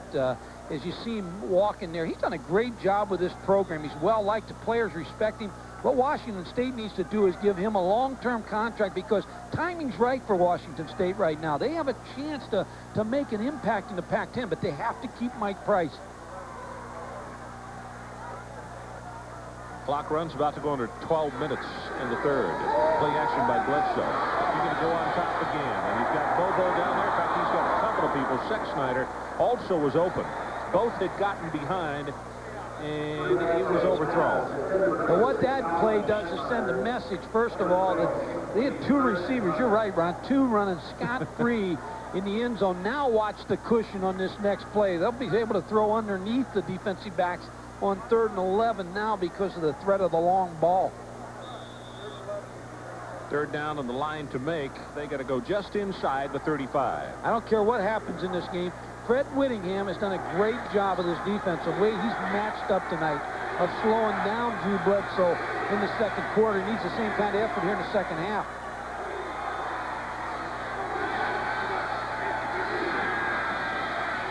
Bledsoe has it complete right there. Just got him out of the backfield.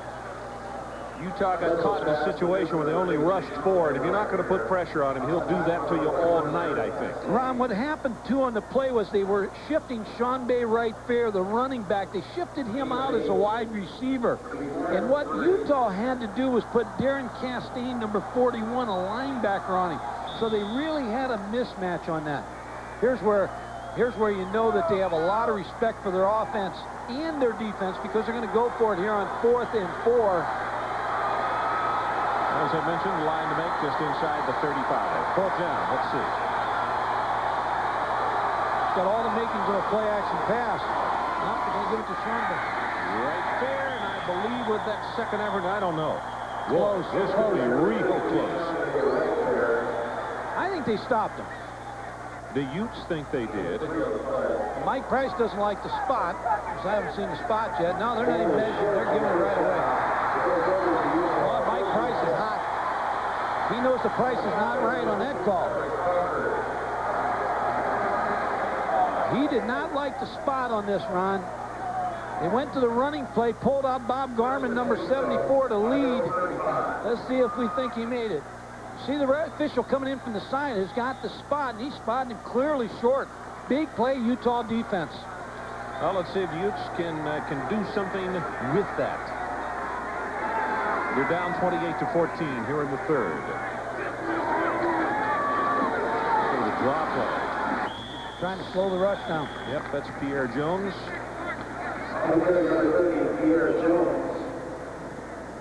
Ray Hall down at the bottom of the stack. Pierre's a junior out of San Diego, 5'8", 180. I mentioned back at the beginning of the telecast, he rushed for 715 yards. Ron McBride, he's tilted now. He's leaning over. He's trying to get some action for his Utah offense. Comes the blitz. He goes up on top. And Lush, I think he lost the ball in the lights. He almost stopped running. And he had a step. Couldn't find it. And the reason he couldn't find it, he was jammed by the defensive back. John Rushing, number 10, jammed him. And then when he jammed him and he came off of the jam, he couldn't find the football. We're going to see the receiver come off the ball, and he's going to get jammed right here.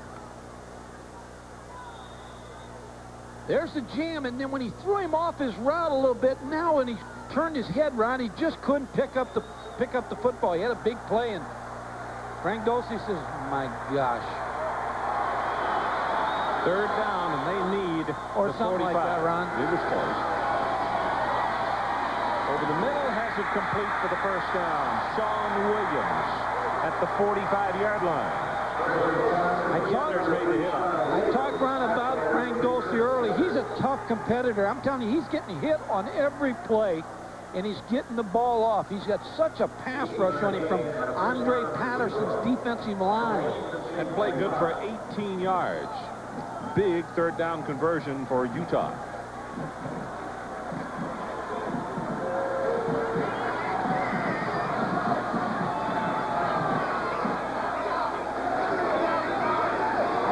Pops it outside. Jones finally hit out of bounds, and there is a marker down back at the 41-yard line. Boy, he bounced it outside. Something else we talked about. They've got some speed at running back and wide receiver. They get the play out there. That's 24 yards in the running play, but they're coming back, and it's going to be holding against Utah. Well, he got to the corner pretty easily, so it probably was on the tight end on the outside. Or Joe Welsh, number 87, the wide receiver, the way he's reacting, probably called on him. But you're right, Ron. Pierre Jones. Quicks. Holding, offense, 10-yard penalty, still 1st down.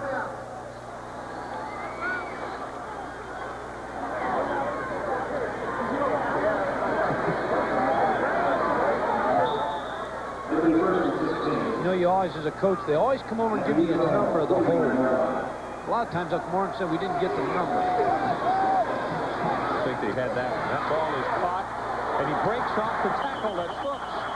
And Mikey is within a yard of picking up the first down.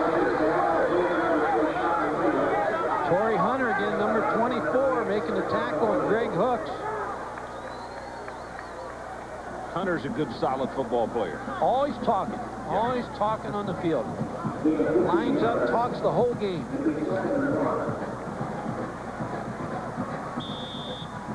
See the numbers that Gold sees so far, the senior out of Culver City, California.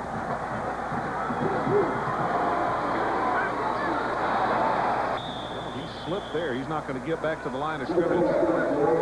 Lurcher was there to cover him up, but it's now going to be a third down. He missed a handoff, Ron. He missed a handoff to the dive back. He was going to run a little counter dive. Just got out there a little slow and missed the handoff, so he just kept it on his own.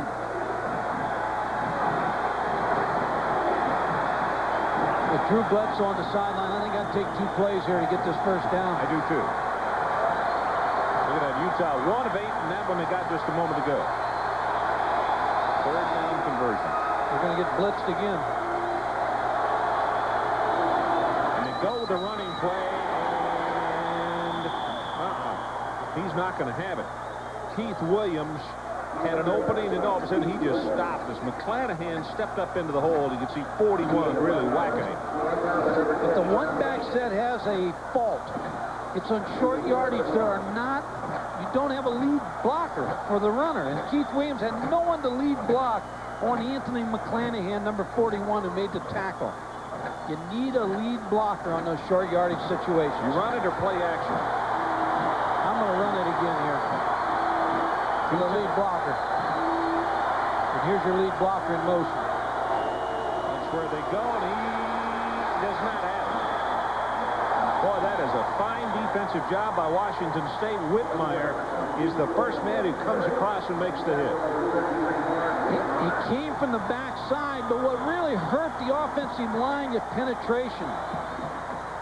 So there's a timeout on the field. 9 minutes and 10 seconds left in the third as you take one more look. Never got a chance. Never got started.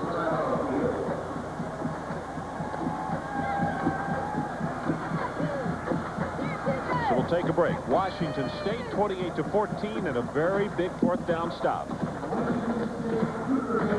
The Weiserlock Copper Bowl, presented by Duracell, is brought to you in part by Thrifty Car Rental. For worldwide reservations, call 1-800-4CARS. And by Vlasic Pickles, the sandwich improvement you can do yourself. Well, it's a good look at the offense of Utah on the sidelines, and they know what kind of opportunity that they just let get by them as they're down by 14 points in the third. Bledsoe gets outside, reestablishes, throws it intercepted.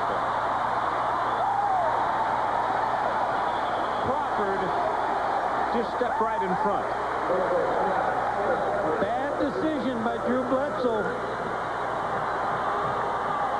And he's trying to get the ball over the outstretched arms of number 15, Cedric Crawford, but it wasn't even close.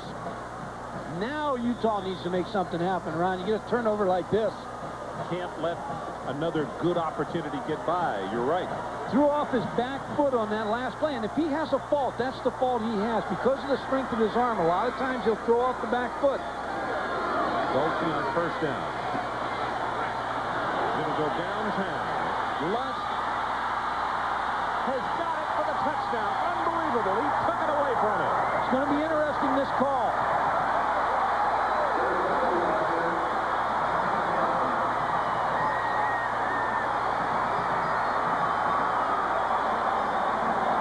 Whether they're going to call it offensive or defensive interference. Well, the offensive Utah has stayed on the field. Now here comes the call. Pass interference, Washington State. Count the touchdown. Well, Ron, you like Henry Lust from the day you arrived here at 230 pounds. I may make you a talent scout somewhere. He used his body well on this play.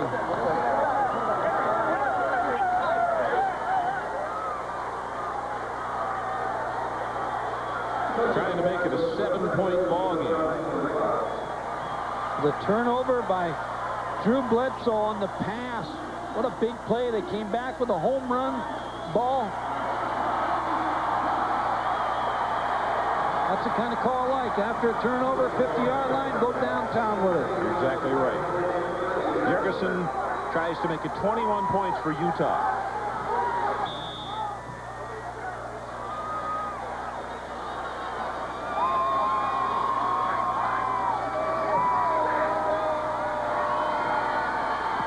Gets a good one, and it is blocked and no good. Wow, how big is that?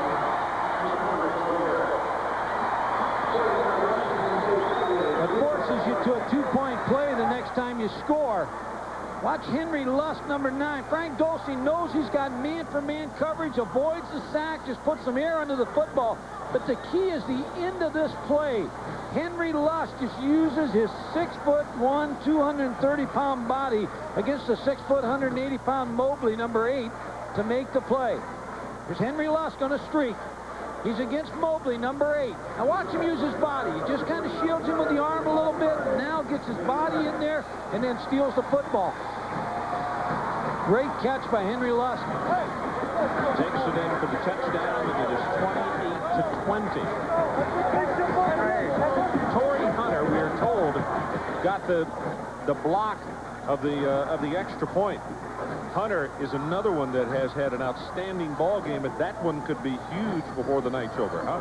Well, it forces you into a two-point play after the next score. Now there's going to be a penalty on the kickoff. Now, Ron, here's what if I was back in coaching, if I ever was in this situation to have the ball on the 50-yard line, if I'm going to onside kick, now's the time. Rather than kicking it out of the stadium and showing the kicker's leg, you onside kick here, the worst you're going to be off is in the 40, 35-yard range, or pooch the kick and try to force them to fair catch it. At least try to get it down inside to 20. But I don't like kicking the ball out of the end zone here. I wouldn't do it again. I'd practice this where I'm going to use my onside kick or pooch kick here by my kickoff man. I agree with you. In fact, the pooch kick, and you kick it away from the deep man, that's a lot of distance to get in a hurry. And if they make a mistake, you got a chance at the football.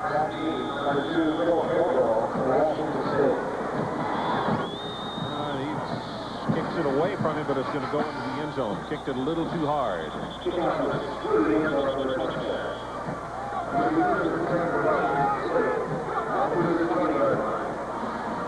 Well, let's see if Bledsoe now can right himself after the interception, and then one play, and Utah comes back and scores.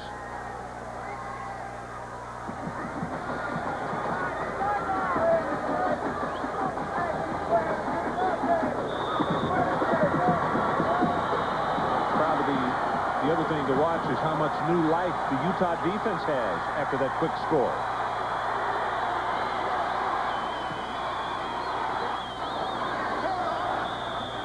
They will give him completion at the 26, C.J. Davis.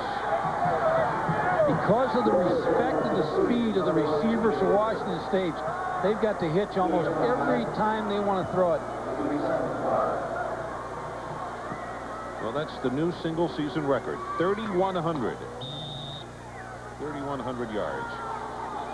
And Jack Thompson, the man that we had on at the very beginning of the telecast, that's his record that was just broken. The throwing some more. Right there, banged hard at the line of scrimmage. And now here comes a late flag. Where did that come from? It's over on the bench. It looked like it came from the bench area. Tonga makes the tackle, and let's get the call. Illegal procedure. Again, Mike, what happened is, I think the line judge threw it. He threw it back over his head. It went back into the Washington State bench, and one of the kids threw it back. Well, that's the reason it came from over there. Not only a bad thing when they throw the flag on you, but they hit you with them. We're talking about Jack Thompson. I was at Cincinnati, at the University of Cincinnati. He was with the Bengals, and never have I met a finer gentleman or a finer representative of the school, Washington State, or the Cincinnati Bengals, Tampa Bay Buccaneers, than Jack Thompson. And I know he's proud for Drew Bledsoe. Yeah, Jack's really, you're right, he's a good one. Right there in motion, it's third down. They need the 30-yard line. Pressure is on, gets it away, incomplete, and finally they got pressure on Bledsoe. This time, Caters is the man after him, and they will have to punt it away to Utah. Ron, I give all the credit to Freddie Whittingham, the defensive coordinator, of scheming the defense to try to get some people free. Drew Bledsoe hasn't had the type of pressure on him that Frank Dulce has. But here you see, finally they made him rush the throw with Dave Caters, number 47, the defensive tackle, getting through free. Johnston to punt, and it's Sean Williams who is back deep.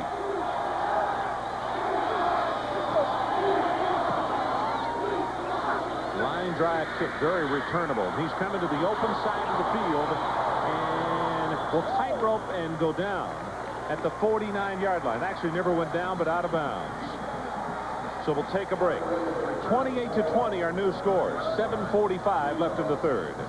Well, it's interesting as you see the back of Shaw, one of the defensive players, standing on the sideline. And Mike, they feel it. Now they've made a big stop right here. 2 stops in a row.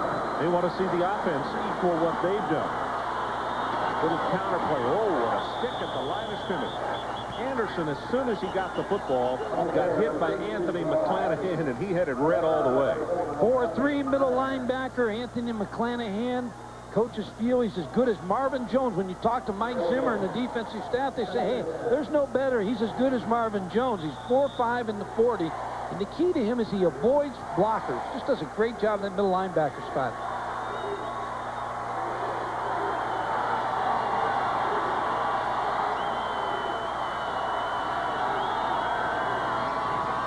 Shotgun, the pass over the middle, has it complete. Looks for some place to run, does hooks. And there is nothing there. It's going to be a 3rd down and long. McClanahan again. And let's get an update from Adrian Karsten. Ron, I'm looking over the shoulders of the Utah offensive coaches here. Now, if I'm reading this right, here's the situation. In this passing situation on this play, when you see a man-to-man coverage, that's their primary receiver. If he's going to be open and they figure that's the man they can beat in the defensive backfield of Washington State, that's the one they're going for. Well, they get single coverage with Welch, who is at the top of the screen. He is a burner as well. He doesn't play as much, but buddy, he can run. Dumps it out and got a man wide open. That's Jones, and he will be tackled at the 31-yard line. Somebody blew a coverage there. Sometimes when you give your quarterback time to throw, and he had time on this play, just watch Frank Dulce here. Look the field, just eye everything out. Then the back is going to come out of the backfield late. Has time, looks to the left, looks off, and is able to come back to the backside to find Pierre Jones, number 30. Todd Jensen makes the play. If Sean Williams had known that Jensen was coming up behind and had thrown the block, he might have scored a touchdown.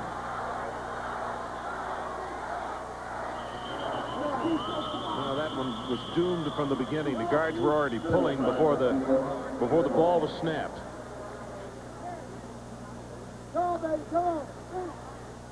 Ron, when you have a bowl game and you have since November 21st to prepare, they have all 11 game films, and I'm talking to the offensive coaches at Utah. They said they went back and looked and took little pieces of film. Some of the things they're running offensively tonight, they took off Stanford and Bill Walsh and what they did against Washington State. They took all the films, took a little bit of each film, and then put a game plan together tonight against Washington State, and added some things from Stanford and some other schools. 28-20 our score. Washington State, and we've just gone under 6 minutes in the third. Washington State, here they come in the blitz, into the running play. They break it. Williams is free. Inside the 10, it's 1st and goal, Utah. Boy, they caught him with the right call at the right time. Well, they had to blitz, and when you can pop a back like Keith Williams through the blitz, all of a sudden you're going to see him pop out of here. Just with quick speed to the left side, you see the blitz coming. The linebacker underran it. Anthony McClanahan just missed the play, and Keith Williams with a good run up the middle. That'll keep you honest on blitzing situations. 1st down and goal. The ball is just outside the 8-yard line. They like to fade down here to the inside receiver. But they go with Pierre Jones in the running play right up the middle, and he will score. Now they have to go 2, Ron, because of the blocked extra point. You see the coaches keeping the kicking team off to the side.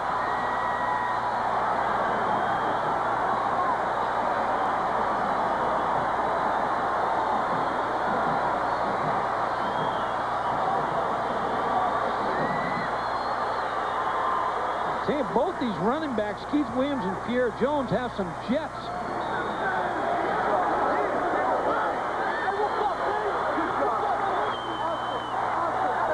They'll go for two. The ball shaded just toward the left hash mark. Brown, they're going to shift out of here to try to confuse Washington State because they play man coverage and try to get somebody free to the right side. Turn out to the right. Pressure was on, and they got a man wide open. They have the 2-point Scott Murray. And the reason he's wide open, they never throw to their tight end. They've only completed 8 passes all year to their tight end. Well, the key was that they shifted and they confused Washington State. Rolled out to the right and threw back to the left side. Because of the man coverage and the shift, it happened so quick that they just lost sight of that receiver. So let's take a break. 5:25 left in the third. Can you believe it? We are tied. The Weiserloch Copper Bowl in Tucson. 21-0. Washington State led this ball game, and look at it now.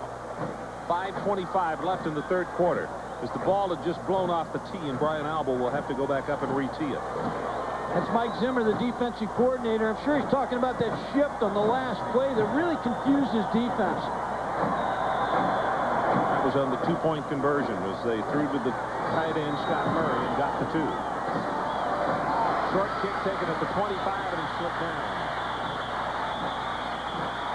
Play has continued, and now to the play, but they'll give him to the 30-yard line. That was Shane Dela Cruz who picked up the short kick. You know, there was a scene there, a picture just before we went to break where Mike Price had a smile on his face, and he looked at Drew Bledsoe, and I'm sure what he was saying, hey, Drew, this is the kind of game we want.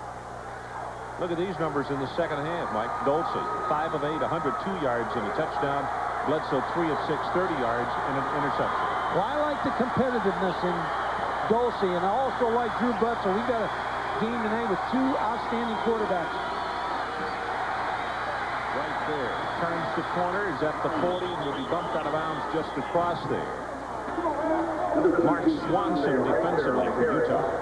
Well, Clarence Williams, number 98, with a good block on the corner, which allowed Chambé right there to get outside.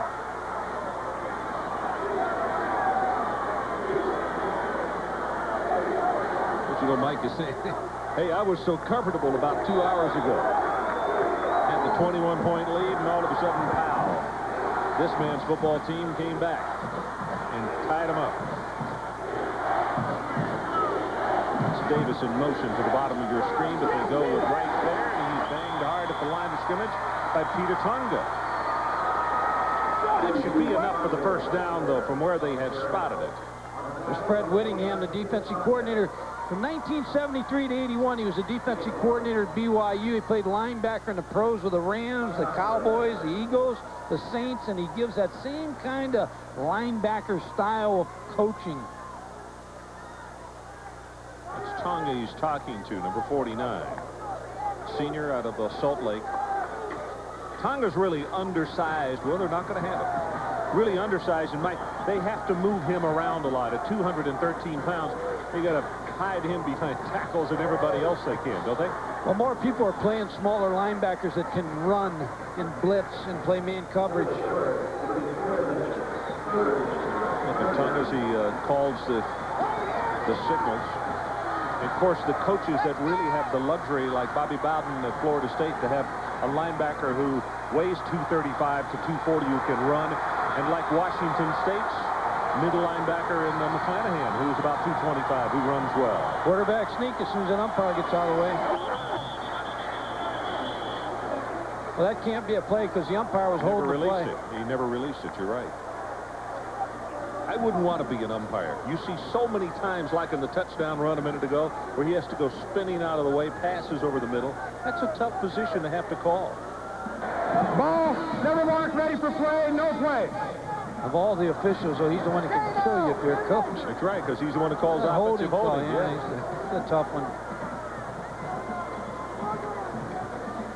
He's lucky he didn't make the tackle on Drew Bledsoe on that last play because he was going to quarterback sneak right over him, whether he was going to stand there or not. I think it's going to still be a quarterback sneak, Ron.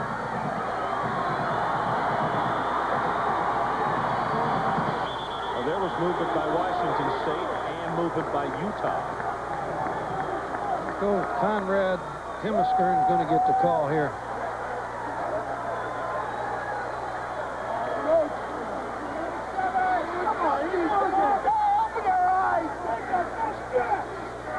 Timiskern is a Canadian player out of British Columbia, West Vancouver.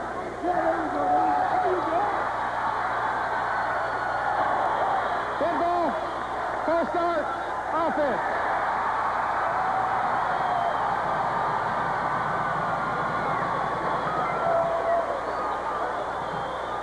Here's 77 right here. Now we'll see if he moves to draw the. There it is. Good call by the official. Luther Ellis, number 83, comes right across the line of scrimmage, and that's what he's taught. As soon as you see movement, Luther, hit him. Luther's fired up. He's asking for the crowd to get in this one. Third down, and they need the 42. Quick pass. He's caught. What a grab by C.J. Davis. We talked just before halftime about he has the knack of getting open and also catching the football most anywhere. He's the go-to guy. Ball was thrown high.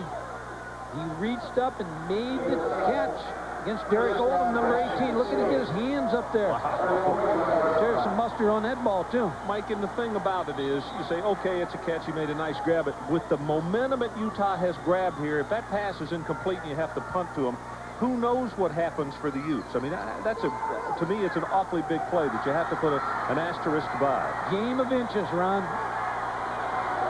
Right fair, the only setback this time. 3 wide receivers to the open side. Flag is down, deep over the middle, and that is dropped. Should have been intercepted by Derek Oldham. Derek can't believe it. There's going to be a holding call back here, but Derek Oldham had an interception that would have changed this football. Dropped the interception, but they'll still pick up the hold. And this tells you one thing. There were no holding calls in that first. Well, I guess we did have one, but it means that Utah is causing that offensive front of Washington State some concern, which they didn't really in the first 30. They're moving around a little bit more on defense. Adrian talked about it at halftime. That was a strategy to move around a little bit more on defense.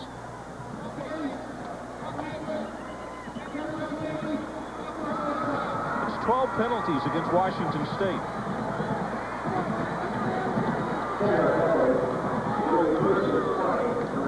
That's a concern when you have a long layoff.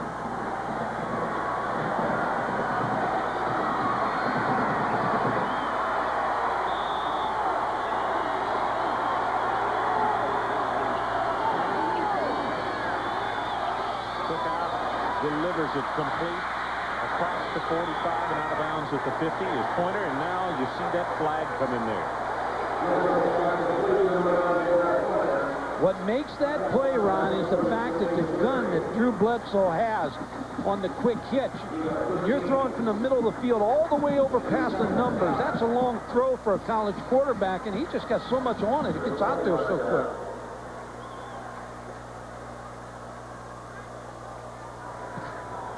Unintentional, face mask, defense, 5-yard penalty, first down. Here's after the catch. You're going to see the face mask call on Kareem Leary, number 40, 5-yard penalty. Well, you expect the great ones to accept the challenge, and Drew Bledsoe's accepting the challenge right now, the Utah defense. With a tie score, 28-28. 4:34 left in this third quarter.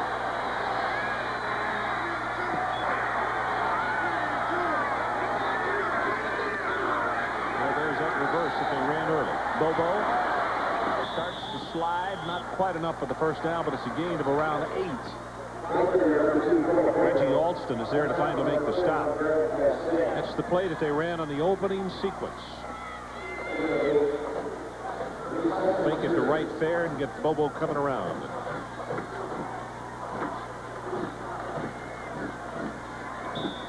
If you left us for a bit, Mike said it right. 28-28 is our score, and we are about to go under 4 minutes in the third quarter. Bledsoe drills this one complete, and Pointer that time fought it.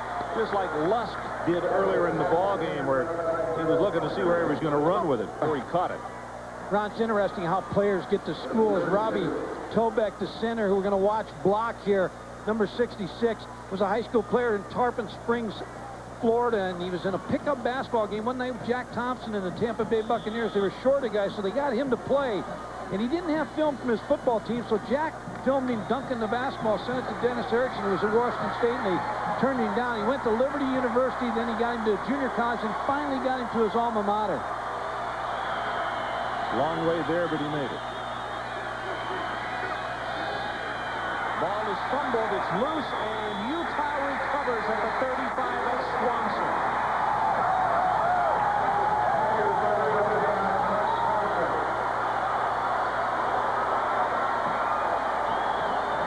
You see the excitement on the sideline from Ron McBride. I mean, that's the excitement he's instilled in his program, in his kids. I still go back to that interview that Adrian did him at halftime, and he said, we can beat this team. And that's the thing that he sold his team on at halftime.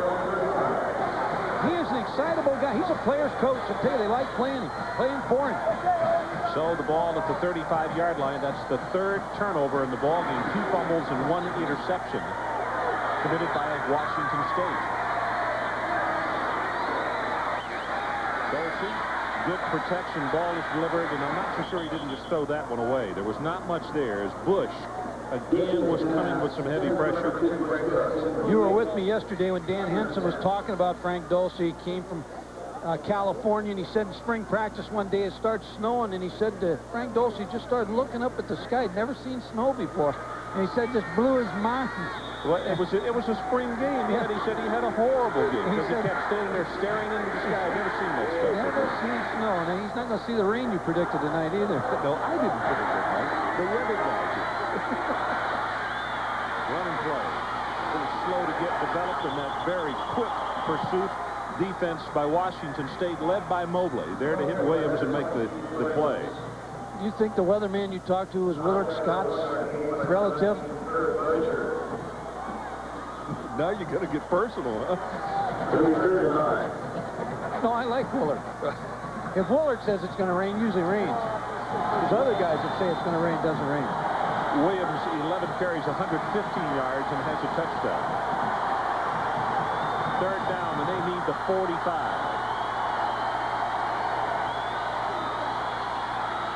Pressure, Bledsoe runs away from it, now throws long. Knocked down as Lusk has to turn into a defensive back to knock it away from Mobley. When Frank Dulce looks to me like he's hurt down there, he got really hit. He was outstretched when he threw the football. Patterson and Bush were the ones coming with the pressure, and you can see the concern on the near sideline for Dulce. Well, Lewis Bush has used such a quick move to get around the offensive lineman. He was right in on Frank Dulce right from the start. Well, you're vulnerable when you're outstretched throwing that football. You're so vulnerable to a hit. Frank Dulce, you see the pressure from Lewis Bush coming from the inside, chasing him now. Dwayne Patterson, number 86, is going to come. You see how you're outstretched? And there's the helmet on the elbow. Ron Childs, number 31. Looks like he hit him right on the elbow, Ron. That's a little late, Mike. That ball had been delivered in a full count. I agree with you. So let's take a timeout. 2:52 left in the third. Tied at 28. We'll be right back. Dulce on the phone and appears to be in pretty good shape now. That was not the situation a moment ago. So Young will punt it away for Utah. And it's Torrey Hunter back in a deep single safety for the Cougars.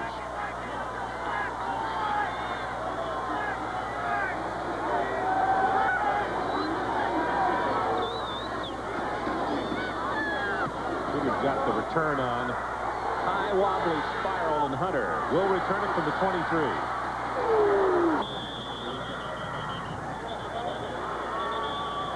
There is a flag down. It's a 41-yard punt. As soon as we find out what the flag is about, we'll show you in the replay what happened to Dulce on that play.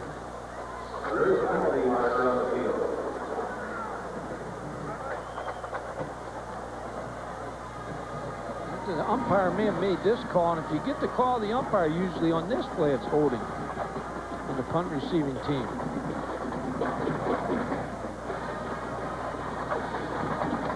Tied at 28. That's our score. 2:41 left in the third quarter. Washington State had led 21-0, and then Utah came back. Holding on a receiving team. 10-yard penalty. First down. Umpire's getting busy with those holding calls. Watch now, Frank Dulce, but watch the rush of Lewis Bush. He's the one who really creates havoc on this play from the outside, number 48.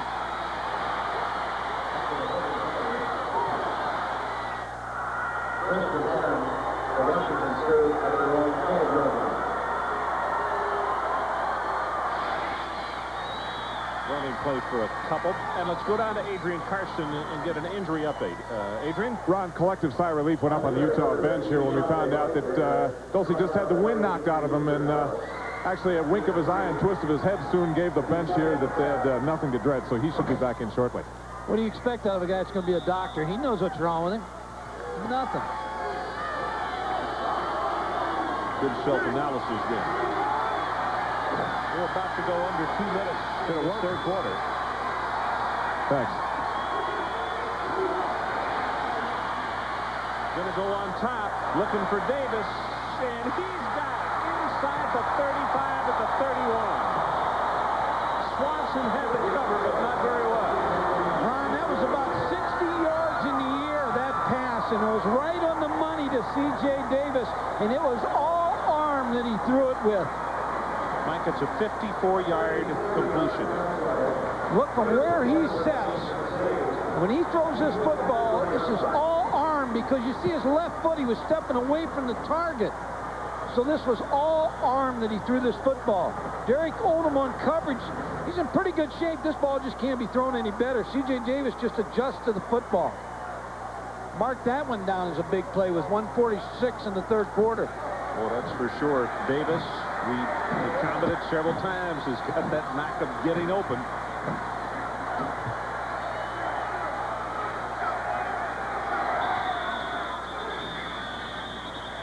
Whistles and flags down at the line of scrimmage. Bledsoe now over 400 yards in the ball game. 407 for him. It may be his last college football game. I hope not, but you're probably right. Offense. Penalty against Washington State.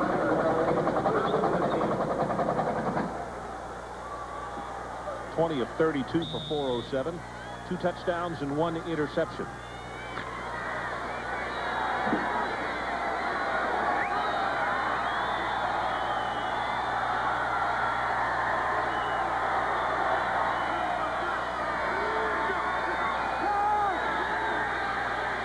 Set the screen up, and Utah smelled it out, and just as soon as it's thrown, Tonga's right there to make the tackle. He looks around, points, and says no, or not. That's one where you try to throw that in the ground and throw it away and not take the loss that you take when Peter Tonga makes the tackle, number 49. So they lose more yardage, and now it's going to be a second down.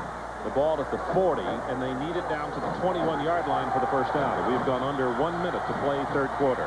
Well, let's keep our eye on C.J. Davis again, number 1, and number 9, Darren Pointer.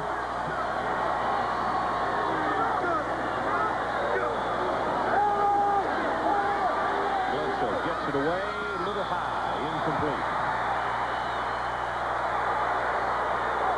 Chuck Snyder's who he wanted, and Kareem Leary had the cover on him. Ron, I'll tell you who was wide open on that play was Clarence Williams, number 98, the tight end. I'd look now, if I was upstairs scouting or coaching, and you're talking back and forth, I'm sure the coach up here for Washington State in the booth is going to say, hey, Clarence Williams was wide open on that play. You see, he went back to Drew Bledsoe. I mean, there was no one on him. They'll come back to that formation. Of course, Clarence Williams is going off the field now. That announcement was to tell the Utah team to get back. They were a little close on the field as they have come back to tie this football game. That bench has been very active, but they keep inching a little closer and a little closer. Third down. Coming back to the same formation. Maybe they'll go tight in here. It's Bobo. Cuts back in against the grain. Oh, good heavens, what a hit. Wow. Chastain just almost took his shoulder pads off.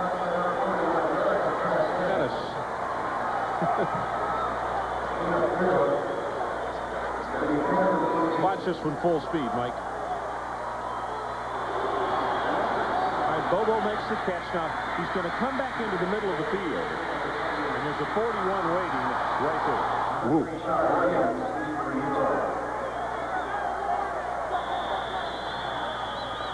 Ron, just a little bit of coming back against the grain. May have cost him a field goal attempt. That is the end of the third quarter, so let's take a timeout. As we head to the final 15 minutes of this Weiserlock Copper Bowl, 28 Washington State, 28 Utah. Well, it's 28 apiece. We have 15 minutes left to play. Just short of 900 total yards so far in this ballgame. We've had 67 passes, 41 completions, 653 yards through the air. Johnson to punt. He's going to kick this one away. Hits at the 1 and then takes a Utah bounce. It's a lost art, Ron. The punting of kicking the ball to the corner of the end zone just seems like it's a dying art. Adrian Karsten, what do you have for us? Ron, I got the Utes offense running onto the field, and I'll tell you, these guys look fresh. I just came from the Cougar side of the field. Offensively and defensively, those guys are sucking wind. Now, physical conditioning is going to make a difference, definitely here in the fourth quarter, I think, with both these teams. Okay, we will see, Adrian. I know this, that the Utah side of the field, after coming back from a 21-0 deficit, there is a lot of exuberance, but I guess I would too if I had come back against a team as good as Washington State. And there's a big opening in the running play that almost goes for 10 yards with Pierre Jones. Childs has to put the stop on him just shy of the 30-yard line. Do they look quick to you, Pierre Jones and Keith Williams? That's one of the things I talked about, and you and I said after going to the practice field on Sunday. Once you get the ball to them, I mean, Welch is the guy I was talking about that they don't get the ball to a lot, but he's a flyer. Yeah. Hooks and Williams, Lusk can run, Williams and Jones. Well, you see the rushing yards, Utah with a real big advantage against Washington State. Running play, they almost collided. Pierre Jones, and after the play, away from the screen, Dulce clapped his hands as if to say he was upset with himself. He's kind of got in the way of the running play there, slowed it down. He bumped him. I'm just thinking of the speed factor, and I know I talked to Ron McBride, and he said when you practiced Salt Lake City, they didn't have an indoor facility, and it was like practicing on concrete, so maybe the feel of the grass is just the speediness of the running backs has been very impressive for Utah. Third down, straight ahead, Dulce, and the quarterback sneak. That's an interesting quarterback sneak. You know what that is? No one moves except the center and the quarterback. That's right. The center snaps the ball. The other linemen don't move. That way, the defensive line, watch this. This is kind of interesting. The guards and tackles, see, they don't move. The guards and tackles, just the center and the quarterback. So really, you catch the defense at a little bit of a disadvantage there. You're supposed to go on ball movement, but if a statue's across from you, you just don't move. Hey, pretty good play. What a wordsmith, Guthrie. Statue? All of that. That's impressive. That's an impressive play. Going to do a little reverse here. Sean Williams, and he slips down trying to make the cut. Let me say this about the grounds people here at Tucson. You cannot imagine how much rain has fallen the last few days, and it's dry tonight. But we have had some slips, but they still have done a marvelous job with this field. The conditions just could have been miserable. Adrian Karsten, let's get another update from you. Ron, you're right. The conditions could have been miserable. I'm in the very same spot I was earlier on. I'll tell you more about the turf right after this play. Adrian's using some big words, too. Miserable.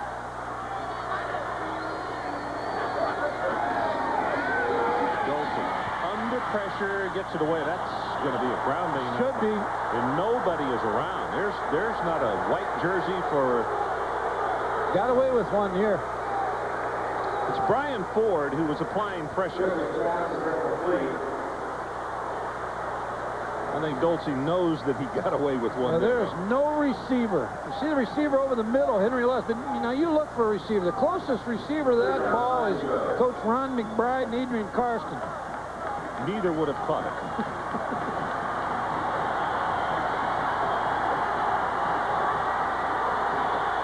Third down, and the line to make is the 40.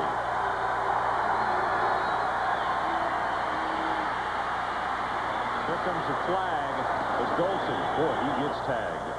18, Todd Jensen. From where that flag, well, we'll just wait and see. But it was thrown at the line of scrimmage. Well, your decision here is whether you want to turn it down if it is a hold.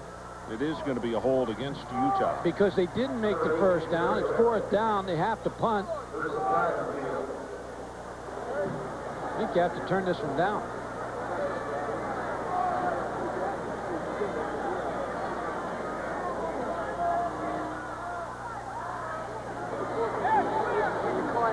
Holding. Offense. Decline. Fourth down. Now you force him to punt anyway. Good call by Mike Price. So Steve Young will come on to kick it away. And we'll see if it's going to be Torrey Hunter. Yep, it will be. The only thing that could hurt you here, Ron, is if you're over-aggressive on the punt block team, jump offside because it is less than 5 yards, so you have to be very cautious of that.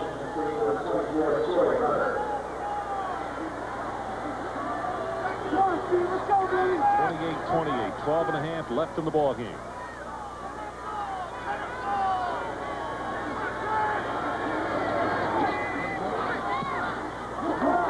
Boy, he picked a dandy time to kick this one.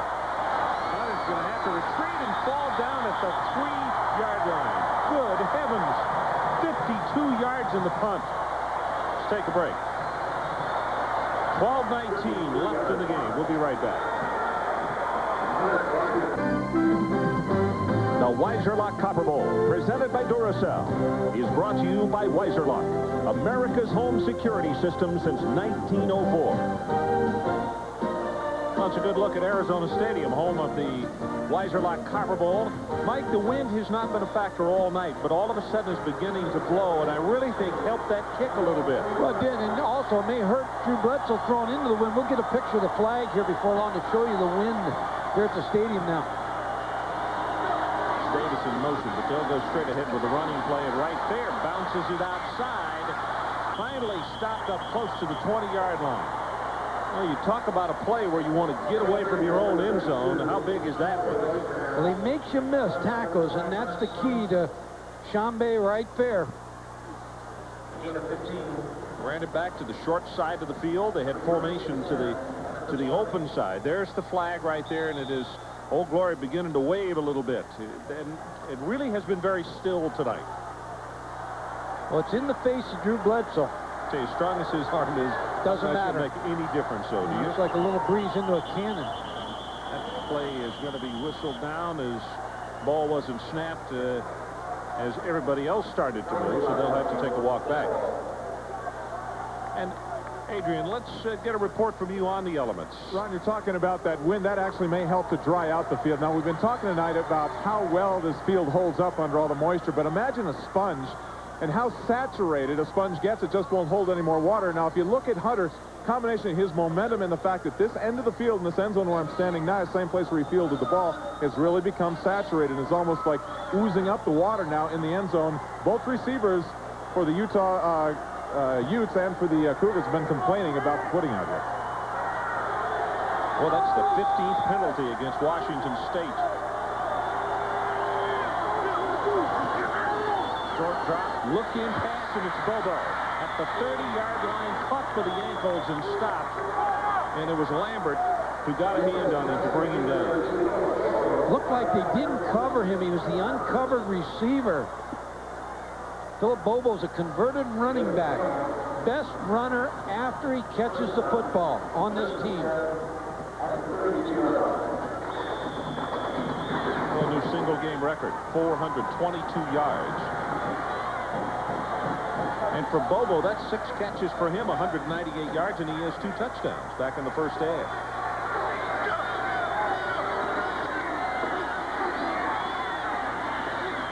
Right fair, hit by Berger.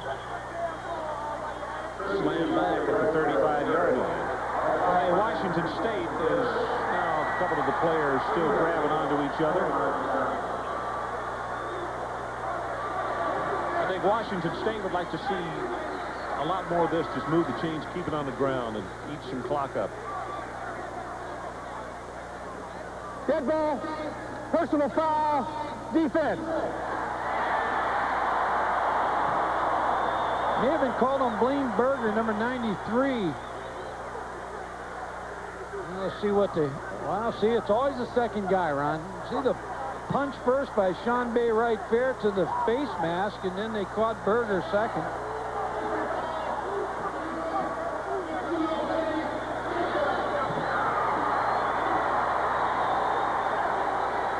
Ron McBride's explaining to him a 15-yard penalty hurts. The kid is saying, he shoved me in the face, and the coach is saying, yeah, but you're being selfish because you cost your team. Now the field position goes to Washington State. It's like play call. Right there, big opening. Has 5, has 10, and counted off at 12 as he will spin inside the 40-yard line. Reggie Alston holding on for dear life. Sean Bay right fair, the running back. We talked about that his real gift is the fact that he makes people miss. Just gets the trap play, and now just avoids the tackle by number 47, Dave Chaters, and then just works up the field, just continually spins and gains yardage. Mike, you see him trying to strip it from him, and he's got both hands on it, making sure that he secures it. 90 yards for Sean Bay right fair. Tied at 28 are scored. You see the blitz from Utah and spinning out. Going to go on top. Davis just overthrown. Boy, he had him out there. C.J. Davis open again, Ron. Tobin with a good job of blocking on the play. You know, the way Bledsoe reacted at first, I think he was waiting possibly for a whistle and a flag, and that he, at least for a flag, and he might get a free play. But everybody stayed on sides. That's right. You know, Sean Bay right fair has made some big plays in this quarter, in this drive, and in this one-back set, he really is set to go to the NFL as a one-back type player because he's perfect for the one-back. Catches the ball, blocks, and really makes people miss running the football. Gets to it again. Tries to bounce it outside. He's to the 34. Christensen stops him, and now big third down play coming up here. If they don't pick up the first down, this is a big decision that Mike Price would have to make because they're kicking into that breeze that we've been talking about. Mike Price is a fine football coach. Coached at Weber State, and I think he's got this program on a real nice path in the Pac-10 and nationally. Third down, and they need the 28-yard line. Zips it, has it complete at the 29-yard line. That's not going to be enough for the first down. Schexnayder made the catch, and unless they've spotted it down short of the first down marker, so it's going to be fourth. Ron, Derek Oldham broke on the football. Should have had an interception, but the strength, he couldn't play the arm strength of Drew Bledsoe. Now it's fourth and short. Every short yardage play, they run a quarterback sneak with the 6'5 quarterbacks, just like Tim Bird, just fall over and pick up the first down. Do you quarterback sneak again? They haven't stopped it. I go with the quarterback sneak.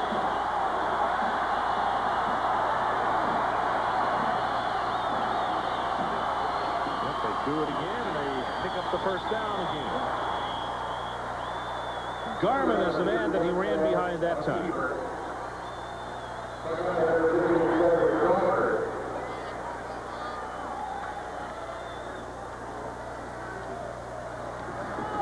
When your quarterback's sneaking, the thing you need out of your offensive line is just get low and pad under pad. You see how they got pads under pads, and Drew Bledsoe's already passed for a couple-yard gain. And if you're a Washington State fan, the most important thing about this drive right here is they're using some time off the clock and driving it in the right direction. Well, you're right, Rod. 9:23, they're going to spend the timeout, but 9:21 left. So it's 28-28, and we'll be right back to Tucson after this. The Weiser Lock Copper Bowl from Tucson, Arizona. Ron Franklin, Mike Gottfried, and Adrian Karsten. Glad to have you along tonight. Washington State went on top of this ball game 21-0 back in the first half. And Utah continued to fight back, cut it to a 7-point game. 28-20, actually 28-20. It was an 8-point game. Scored, went for 2, converted. That's how we stand at 28 apiece. First down, a quick pass to Bobo. Tries to turn the corner, and he does. Out of bounds at the 20. Swanson forced him out. Ron, that's that uncovered receiver rule when you have 3 receivers out there and there's no one head up on Philip Bobo. Drew Bledsoe just picks the ball on the snap and just throws out there, and you see Philip Bobo 7 receptions for 205 yards and 2 touchdowns.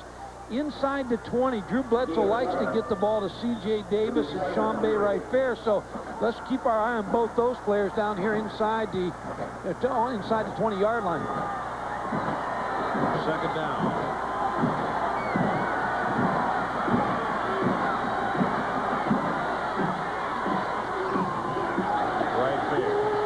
First down, they'll push him out of bounds. Now here comes a late flag in as he goes out at the 13.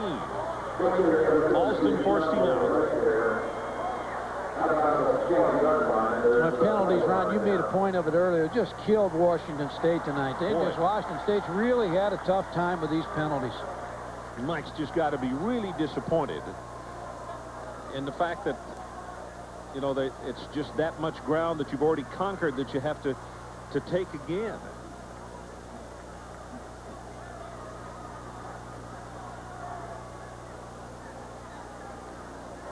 The 16th penalty against Washington State. Mike, the one thing that's going to help him here is from the spot of the foul, and the spot of the foul was actually beyond the first down mark. So the penalty will only push it back to the 24-yard line. But still, it's a first down that you had that you're not going to get right now. This is the 9th play of the drive. Now C.J. Davis, Ron.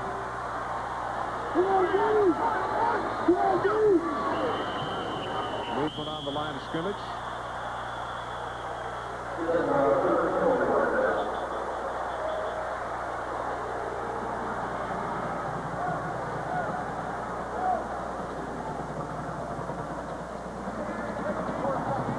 Dead ball. Encroachment. Offense. Yeah, that's the 17th one, Ron. Officials have had a layoff since November 21st, too. And Mike Price has got to be saying enough already. 9:06 left to play in the ball game. Washington State 28 and Utah 28.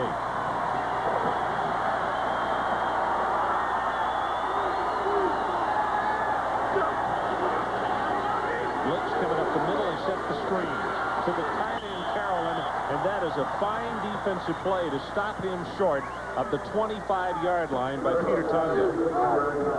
Peter Tonga read the screen right off of the bat. It was a screen to the tight end, Brett Carolyn, number 89, and Peter Tonga has played the screen perfect tonight.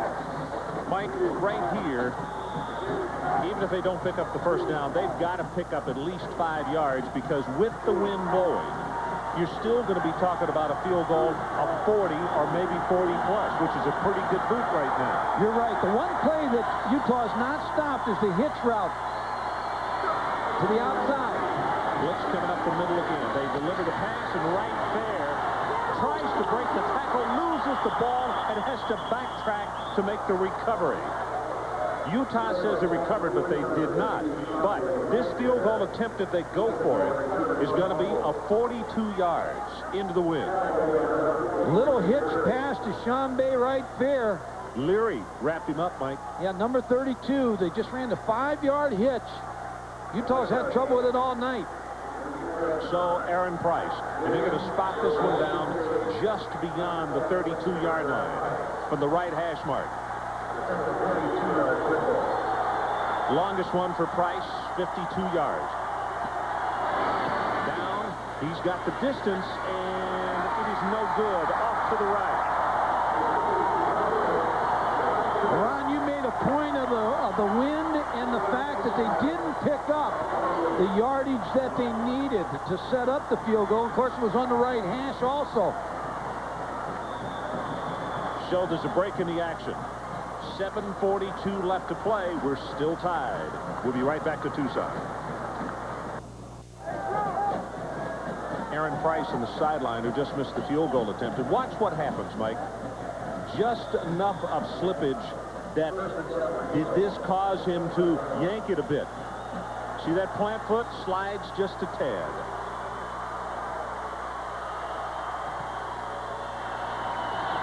Running play hit in the backfield, and Williams can't go anywhere. Keith is going to be knocked down for a loss. Saldivar there first. The motivation in this game is in the favor of Utah, because when you look at the WAC and the PAC, I'm sure the WAC players don't feel they get the recognition that the PAC teams get. And tonight we have Fresno State playing Southern Cal, and so it's a chance for Utah. They came into the game as an underdog, but they're wearing the banner of the WAC conference tonight. They want the upset win over the Pac-10. Right now it's tied, and we're about to go under 7 minutes to play. Dumps it over the middle. Keith Williams out around the 30, and now Utah, they're going to hold on to it. They got to pick up about 5 yards. McClanahan there defensively. Well, we've seen all night the fact that the middle linebacker, Anthony McClanahan, has the remaining one back. His father was Brent McClanahan. It is Brent McClanahan, the former Minnesota Viking running back. We've got over 1,000 yards in total offense now. I think you got to get Lusk involved in the play again. I haven't heard from him in a while. Blitz coming up the middle. They got everybody coming in. Who did they go to? Lusk, and he dropped the football. Well, they're going to say it was complete, fumbled, and recovered by Washington State. Cougars have the ball inside the 20. Mobley. We're going to have to see that again to see whether he really had the football. Frank Dosey is, when he's blitzed, has to dump the football. Throws it to Henry Lusk. Now, did he have control of it? He did. That's a ball was stripped by John Rushing, number 10. And then Senghor Mobley, number 8, picks the football up, and he drops it out of bounds. Big turnover. Big turnover for Washington State. Bang, bang play, and the officials making the right call. Very good one. First Utah turnover. Is that right? Yep. On the night. Washington State from just outside the 21. Bledsoe looking, got it complete. First and goal inside the 10-yard line. That's Schexnayder. The most impressive thing about Drew Bledsoe tonight has been the arm strength, the way he can throw the football. I mean, he throws the post, he throws the out, he throws the hitch, he throws the short passes with touch. He just got so much strength in his arm, and when they say he matches Troy Aikman or John Elway in arm strength, he's just very impressive as a quarterback.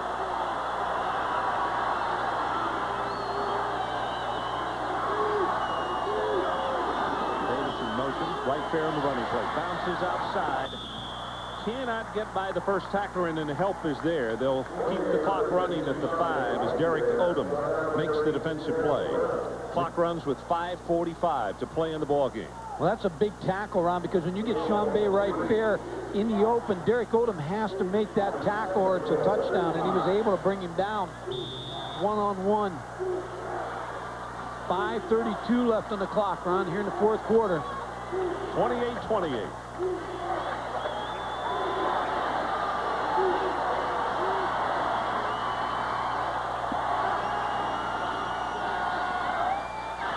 Davis has it knocked away. Derek Odom with the cover.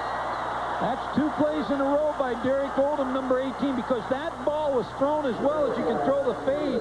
What Derek Odom did is he punched the ball out of C.J. Davis's hands.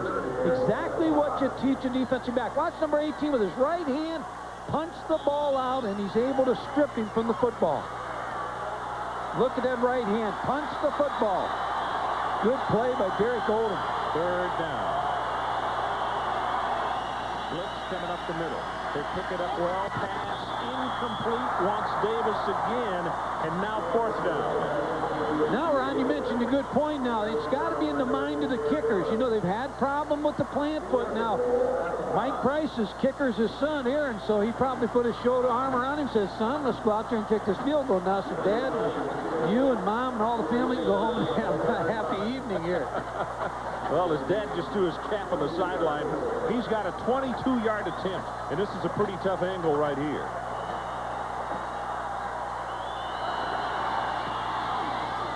And he's got it. Aaron Price has the Washington State Cougars on top of the 5:08 mark, and will hold it right here, 31-28. I think they'll give him the car for the next week. Hitting that field goal.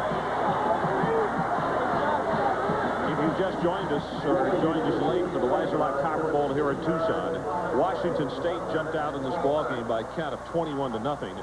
And Bledsoe in the first half had 300 yards passing. Just quite a performance. And then the Utes have just continued to fight their way back and tied it at 28. Now Washington State goes on top. And let's go down to Adrian Karsten. Ron, I'm with the man who, well, is kind of helping his son make the decision. I think, Mac Bledsoe, that your son has really proved tonight, particularly with his arm strength, that he is an NFL first-round pick. With the NFL salary cap at $2 million, now that has got to be a factor in his decision. He's not going to get those immediate gains he would otherwise. Actually, if you knew Drew, you'd really know that it really is not a really big factor in the decision. What he's trying to do is decide whether he wants to play college football or whether he wants to play professional football. And on the one side, that he plays college football, this is a known. This is a given. He's playing for a great coach that he loves, and he loves playing for. Over 300 yards in the first half alone. Because the NCAA would not allow him to have a representative at this point and break rules, have you kind of taken over that role for your son? Actually, what I've been trying to do is to gather information, so when he makes his decision, he's got the information to use to make an intelligent decision. Mac, thank you very much. Let's go back upstairs to Ron. Yeah. Okay, Adrian. Well, the night of the 5th, maybe he'll make it before. The night of the 5th will be a night of decision because on the 6th, got to make up his mind. Ball is fumbled, still on the ground, and Utah finally recovers. It was Williams and Jones both clamoring for it at the 21. Well, you talked a lot about Bledsoe tonight, but this young fella right here has shown us just a ton of heart as well, has he? He's got a lot of heart, I'll tell you what. He's carried the banner for Utah tonight. He's had an excellent game at quarterback for the Utah team, and 19 of 33, 245 yards and 2 touchdowns. And great decisions all evening.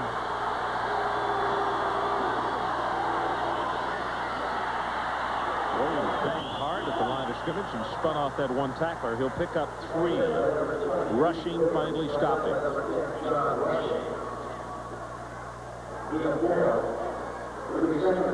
Well, this is a typical game for Utah on the WAC.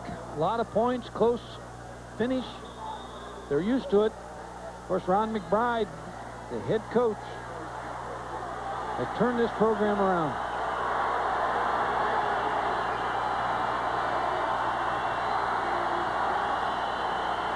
They're going to maximum protection here, Ron. Bringing the 2 backs in to give him a little more time to throw.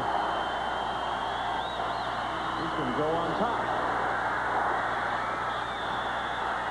Incomplete. You see Hooks turning around to the official, wanting to see if he can get some help, but Hunter just had him covered well. There was not much that could be done right there.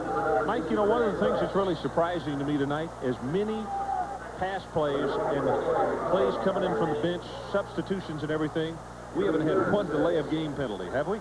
No, we haven't. Both these surprising.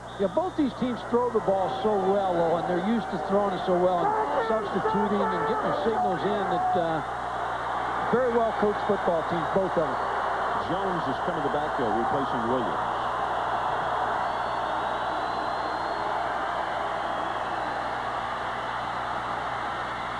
Both who's still going. They're going to go on top again. They're looking, and it is caught by Williams. Sean Williams, 15 at the 10. It is 1st and goal, Utah. Well, Ron,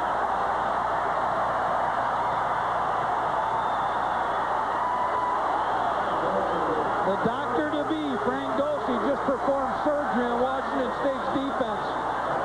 He was smart. He bought some time to wait for his receiver, Sean Williams, to get open. There you see Singar Mobley, number 8, who just let him get behind him. But Frank Dulce makes this play.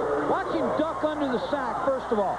There's the little duck, avoids the sack. Now he breaks to the right side. Now he's getting ready to perform surgery.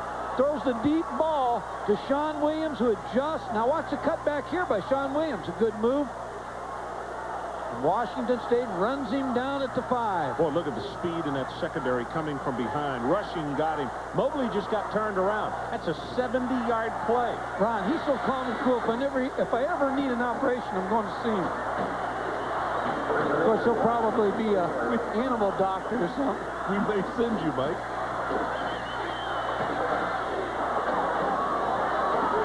Situation. 4 minutes exactly left in the ballgame. 31-28, Washington State. And now for Williams, he has 6 catches, 127 yards, and 1 touchdown.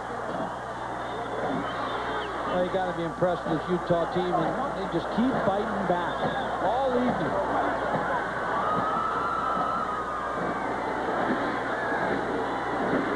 Washington State dominated early, and I mean dominated. They just, whatever they wanted to do, they pulled the trigger in that direction, and it worked. Utah kept fighting their way back. And right now, they have a 1st and goal just outside the 5.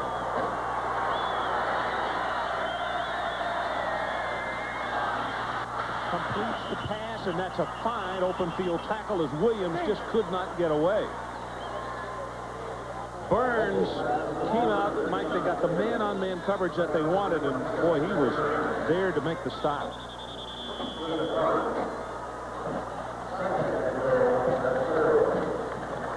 Washington State with the players shaken up. I think Mark Studley, who's the president of the Weiser Lock Company, is happy with this bowl game tonight. I mean, Washington State 31-28 with 3:43. What else can you ask for? Very proud bowl game here in Tucson, Ron. Yeah, these people. As you look, Coach McBride's going to. Coach Price comes across the field as Coach McBride calls his offensive unit back over to the sideline, and you look at Coach Price making the long walk across the field to see about the injury.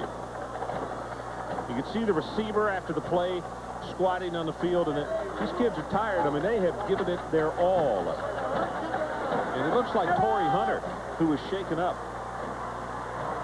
You win a bowl game, it's great motivation. You go into the winter program and spring practice, and you're so optimistic. If you lose a bowl game, it's another challenge that the coach can use to get you ready in the winter program and then spring practice. So it's a springboard either way, but you'd rather win it. Let me ask you something. Hunter has been the guy who has been their big play guy defensively. Do you go back to that area? I go back right back for the substitute who replaces Torrey Hunter. Okay, let's see. Geathers is the man who draws the call. He's normally the nickelback. They may run this ball. Yep, they do. Straight up the middle. 2 yards, 3, and it'll be stopped at the 2-yard line. It'll be 3rd down. Jones, the ball carrier at Hall, wrapped him up. They're getting such a surge on running the football around. I think I'd run it one more time here because what they're doing a good job of, they're going to take a timeout and talk it all over, but they're spreading out the Washington State defense. That makes the running game effective. So we'll take the timeout with them. Washington State 31-28. We'll be right back. Now a good look from up above of Arizona Stadium. It's the Weiser Lock Copper Bowl for 1992. McBride pacing, scratching his head. I don't know. You know, we're going to run the ball or we're going to throw the ball. I think they're going to run it. Mike, you do too, don't you? I do too. I think they're going to pound the football at them. See who the running back is in the ball game. Pierre Jones is the running back, and he's the one who scored on the running play from inside the 5 the last time. They just brought him out, though. He's out of the ball game. I'll tell you what they're going to do, Ron. They're going to shift again and roll to the right. Try to get them confused in man coverage, and they got Washington State to use a timeout. Good play call by Ron McBride. That was the 2-point play formation where they show you a T, and then all of a sudden they shift all over the place and with man coverage. That's what happened to them on the last 2-point play. They got lost. So as soon as Washington State viewed that, Mike Zimmer said, let's call a timeout. Now let's talk this over. So Washington State has 1 timeout left. They're on top by 3. The clock shows 3:24 to play. Now, that was going to be a pass play, Ron. By watching Would it practice, go to the tight end again, do you think? Could have been the tight end or roll to the right. Now, I still think they may come back now that they made Washington State a little uneasy and use a timeout, still come back and pound the ball. But I'm like you. I think Pierre Jones has to be in that ball game, and I don't think he was in on that last play. Doesn't look like he's coming in again. See what Mike Zimmer's doing over here, the defensive coordinator. He's drawing up that formation after the shift. That's what they're doing over there. He's saying, okay, now when they shift, here's the man you got. You got him. It's the I got defense. I got him. You got him. The whole thing. What about this one? 21 unanswered points in the opening quarter. We're wondering up here. Then 14 and 7 points. It was 28-14 at halftime. Then 14 unanswered by the Utes in the third. And a field goal by Washington State here in the fourth quarter. And that's how we stand at 31-28. Here they come. They're going to shift out on him now. Watch the shift.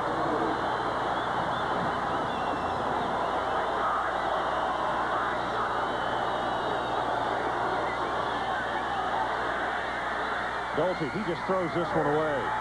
Nothing he could do, and that was Bush again with the pressure. Ron, credit Mike Zimmer, the defensive coordinator, standing beside Mike Price, took the timeout, took them over on the sidelines, drew up the shift, and they were ready for it. There was no place for Frank Dosey to go with the ball. Scott Murray, the tight end who caught the two-point conversion, was standing out there saying that I was open, but of course his quarterback couldn't look back at that time to throw back to him. Now he's running for his life so he can be a doctor. Jorgensen will attempt the field goal, and this one will be from 20 yards out, trying to tie it with 3:19 to play.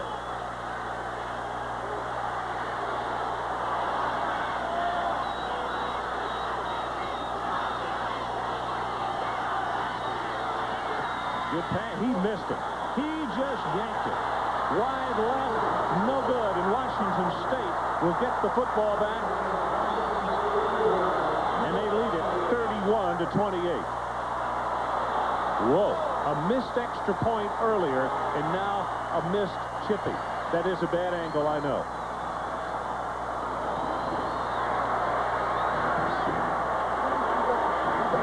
Still time with 3:16 on the clock. Utah still has 2 timeouts. Here's the replay.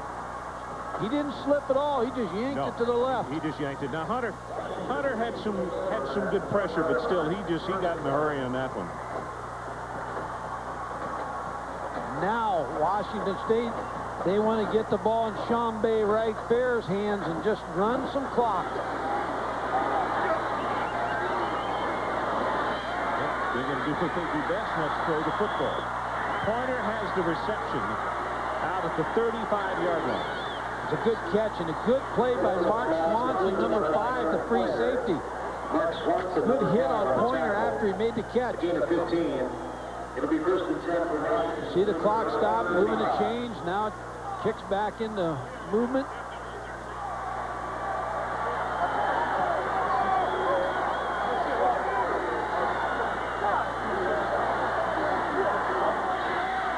Clock is running with 2 minutes and 54, now 2:53. Washington State. Now we go to the running play. Right there, we'll take it for 5 to the 40. Cheaters comes up to make the hit. Boy, the air just went out of this side of the stadium. They had an opportunity to tie this football game at 31. But they still got time. They just need to make a stop here and then use their timeouts. They still have 2 timeouts. Well, I know what you mean, but they just had a 3-foot putt and missed it. I don't know much about golf, but I know one thing. They need a stop here.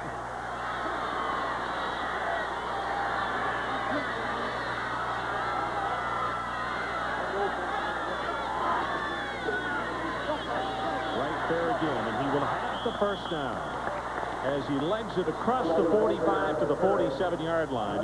Luther Ellis defensively. Well, they should keep the ball in his hands now. Sean Bay right there. They threw on first down to Aaron Pointer, which was a good call by Mike Price. Now he'd just like to keep that clock moving. and not let Ron McBride get in a situation where he can stop the clock, use his timeouts, force a stop, and then a punt. Washington State in total offense tonight, 623 yards. It's amazing that you're only up by 3. Right there again, but that goes back to what you talked about with the whack and the kind of games they're accustomed to playing. And they play the big yardage, high-scoring games. Never out of it. Football fan in the whack, you have to have a big heart. So there's a timeout on the field called by Utah. We'll take it with them. 1:31 left to play.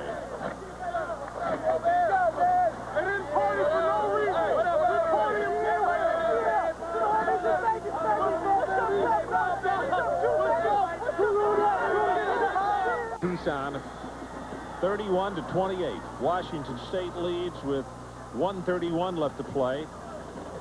Dulce at the sideline.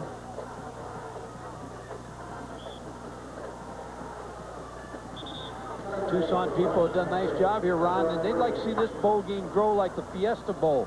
John Junker does such a great job with the Fiesta Bowl. They'd like to have this bowl turn into another one like that.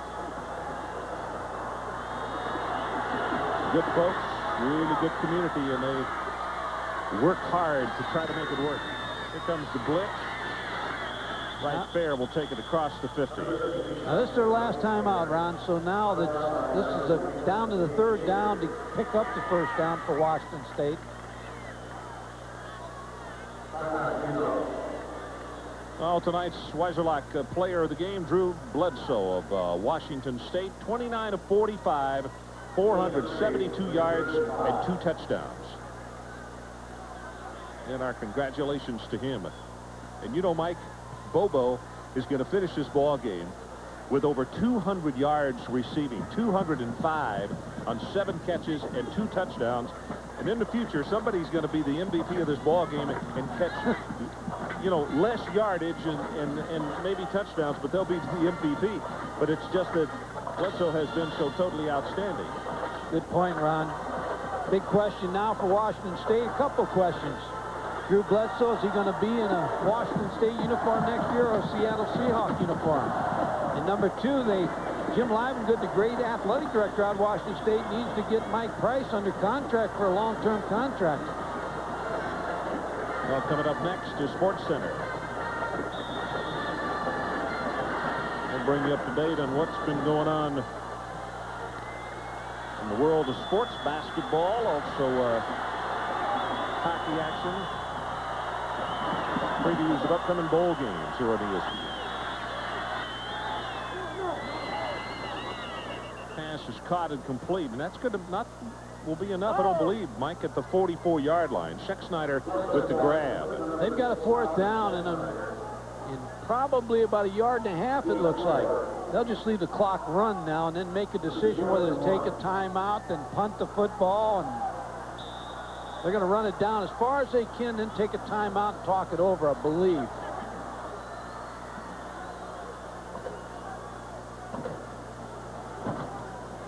Running the 25-second clock down. Drew Bledsoe's coming over the sideline. And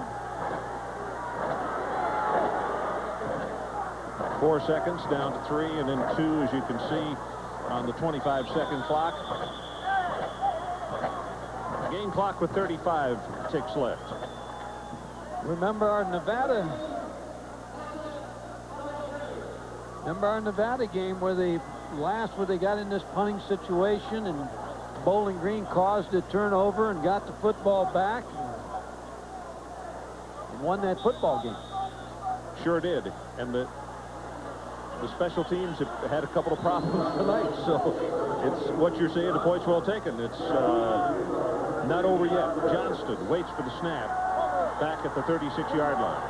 Chris Alt's probably at home tonight watching this game saying, I know it's not over till the last play.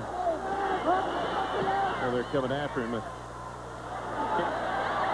Bobbled for a moment by Williams, and he'll run for the sideline and come out of bounds at the 14. So here's the situation. 27 seconds left on the clock. Washington State 31-28. 27 seconds for Frank Dulce and no timeouts.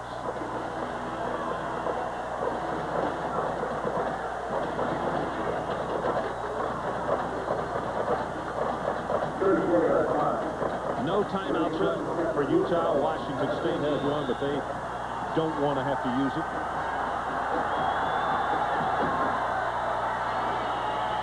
Bledsoe has it complete to Welch. Oh, they're going to say he got knocked out of bounds. He caught the ball inbounds and it got knocked out, and they say didn't catch it, so it's an incompletion. Incomplete. It'll be second and 10. Ron McBride's going to walk down and have a few words with the official, maybe. Now let's think about the play call.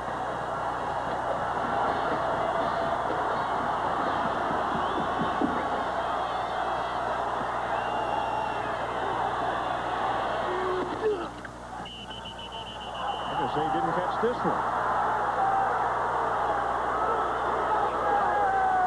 Williams, the man that the pass was intended for, and the officials ruled he caught it out of bounds. So now 16 seconds left, and it will be third down.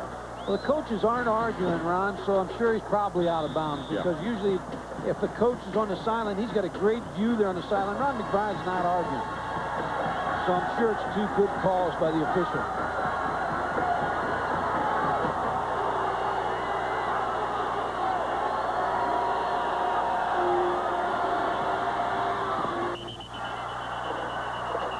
Welch trapped that one. I think I tried the other side of the field with that official over there. This guy's got that motion with his arms. He's automatic. It's not no good. So 13 seconds left. Frank Bledsoe walking back to the huddle. Right now.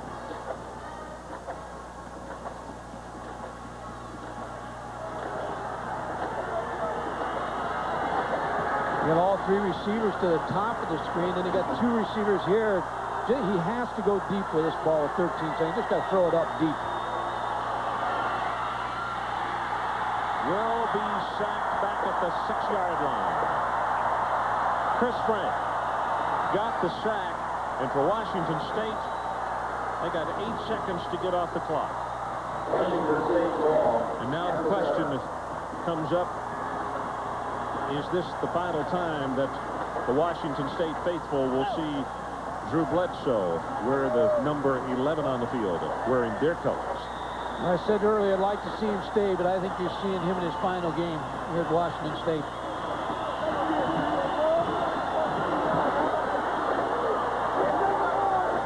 Bledsoe's numbers on the night, 21 of 40, 316 yards and 2 touchdowns. I think his final play is going to be a quarterback's just go on his knee here, the final play of Washington State. And that's what he does. Goes down at the 10, and the clock counts it out. Michael, Happy New Year to you. We will see you a little bit later on in the week. So once again, the final score, Washington State 31 and Utah 28. Stay tuned for SportsCenter, which follows next. For Mike Gottfried and Adrian Karsten, I'm Ron Franklin. Good night from Tucson, Arizona. And now, let's go to SportsCenter.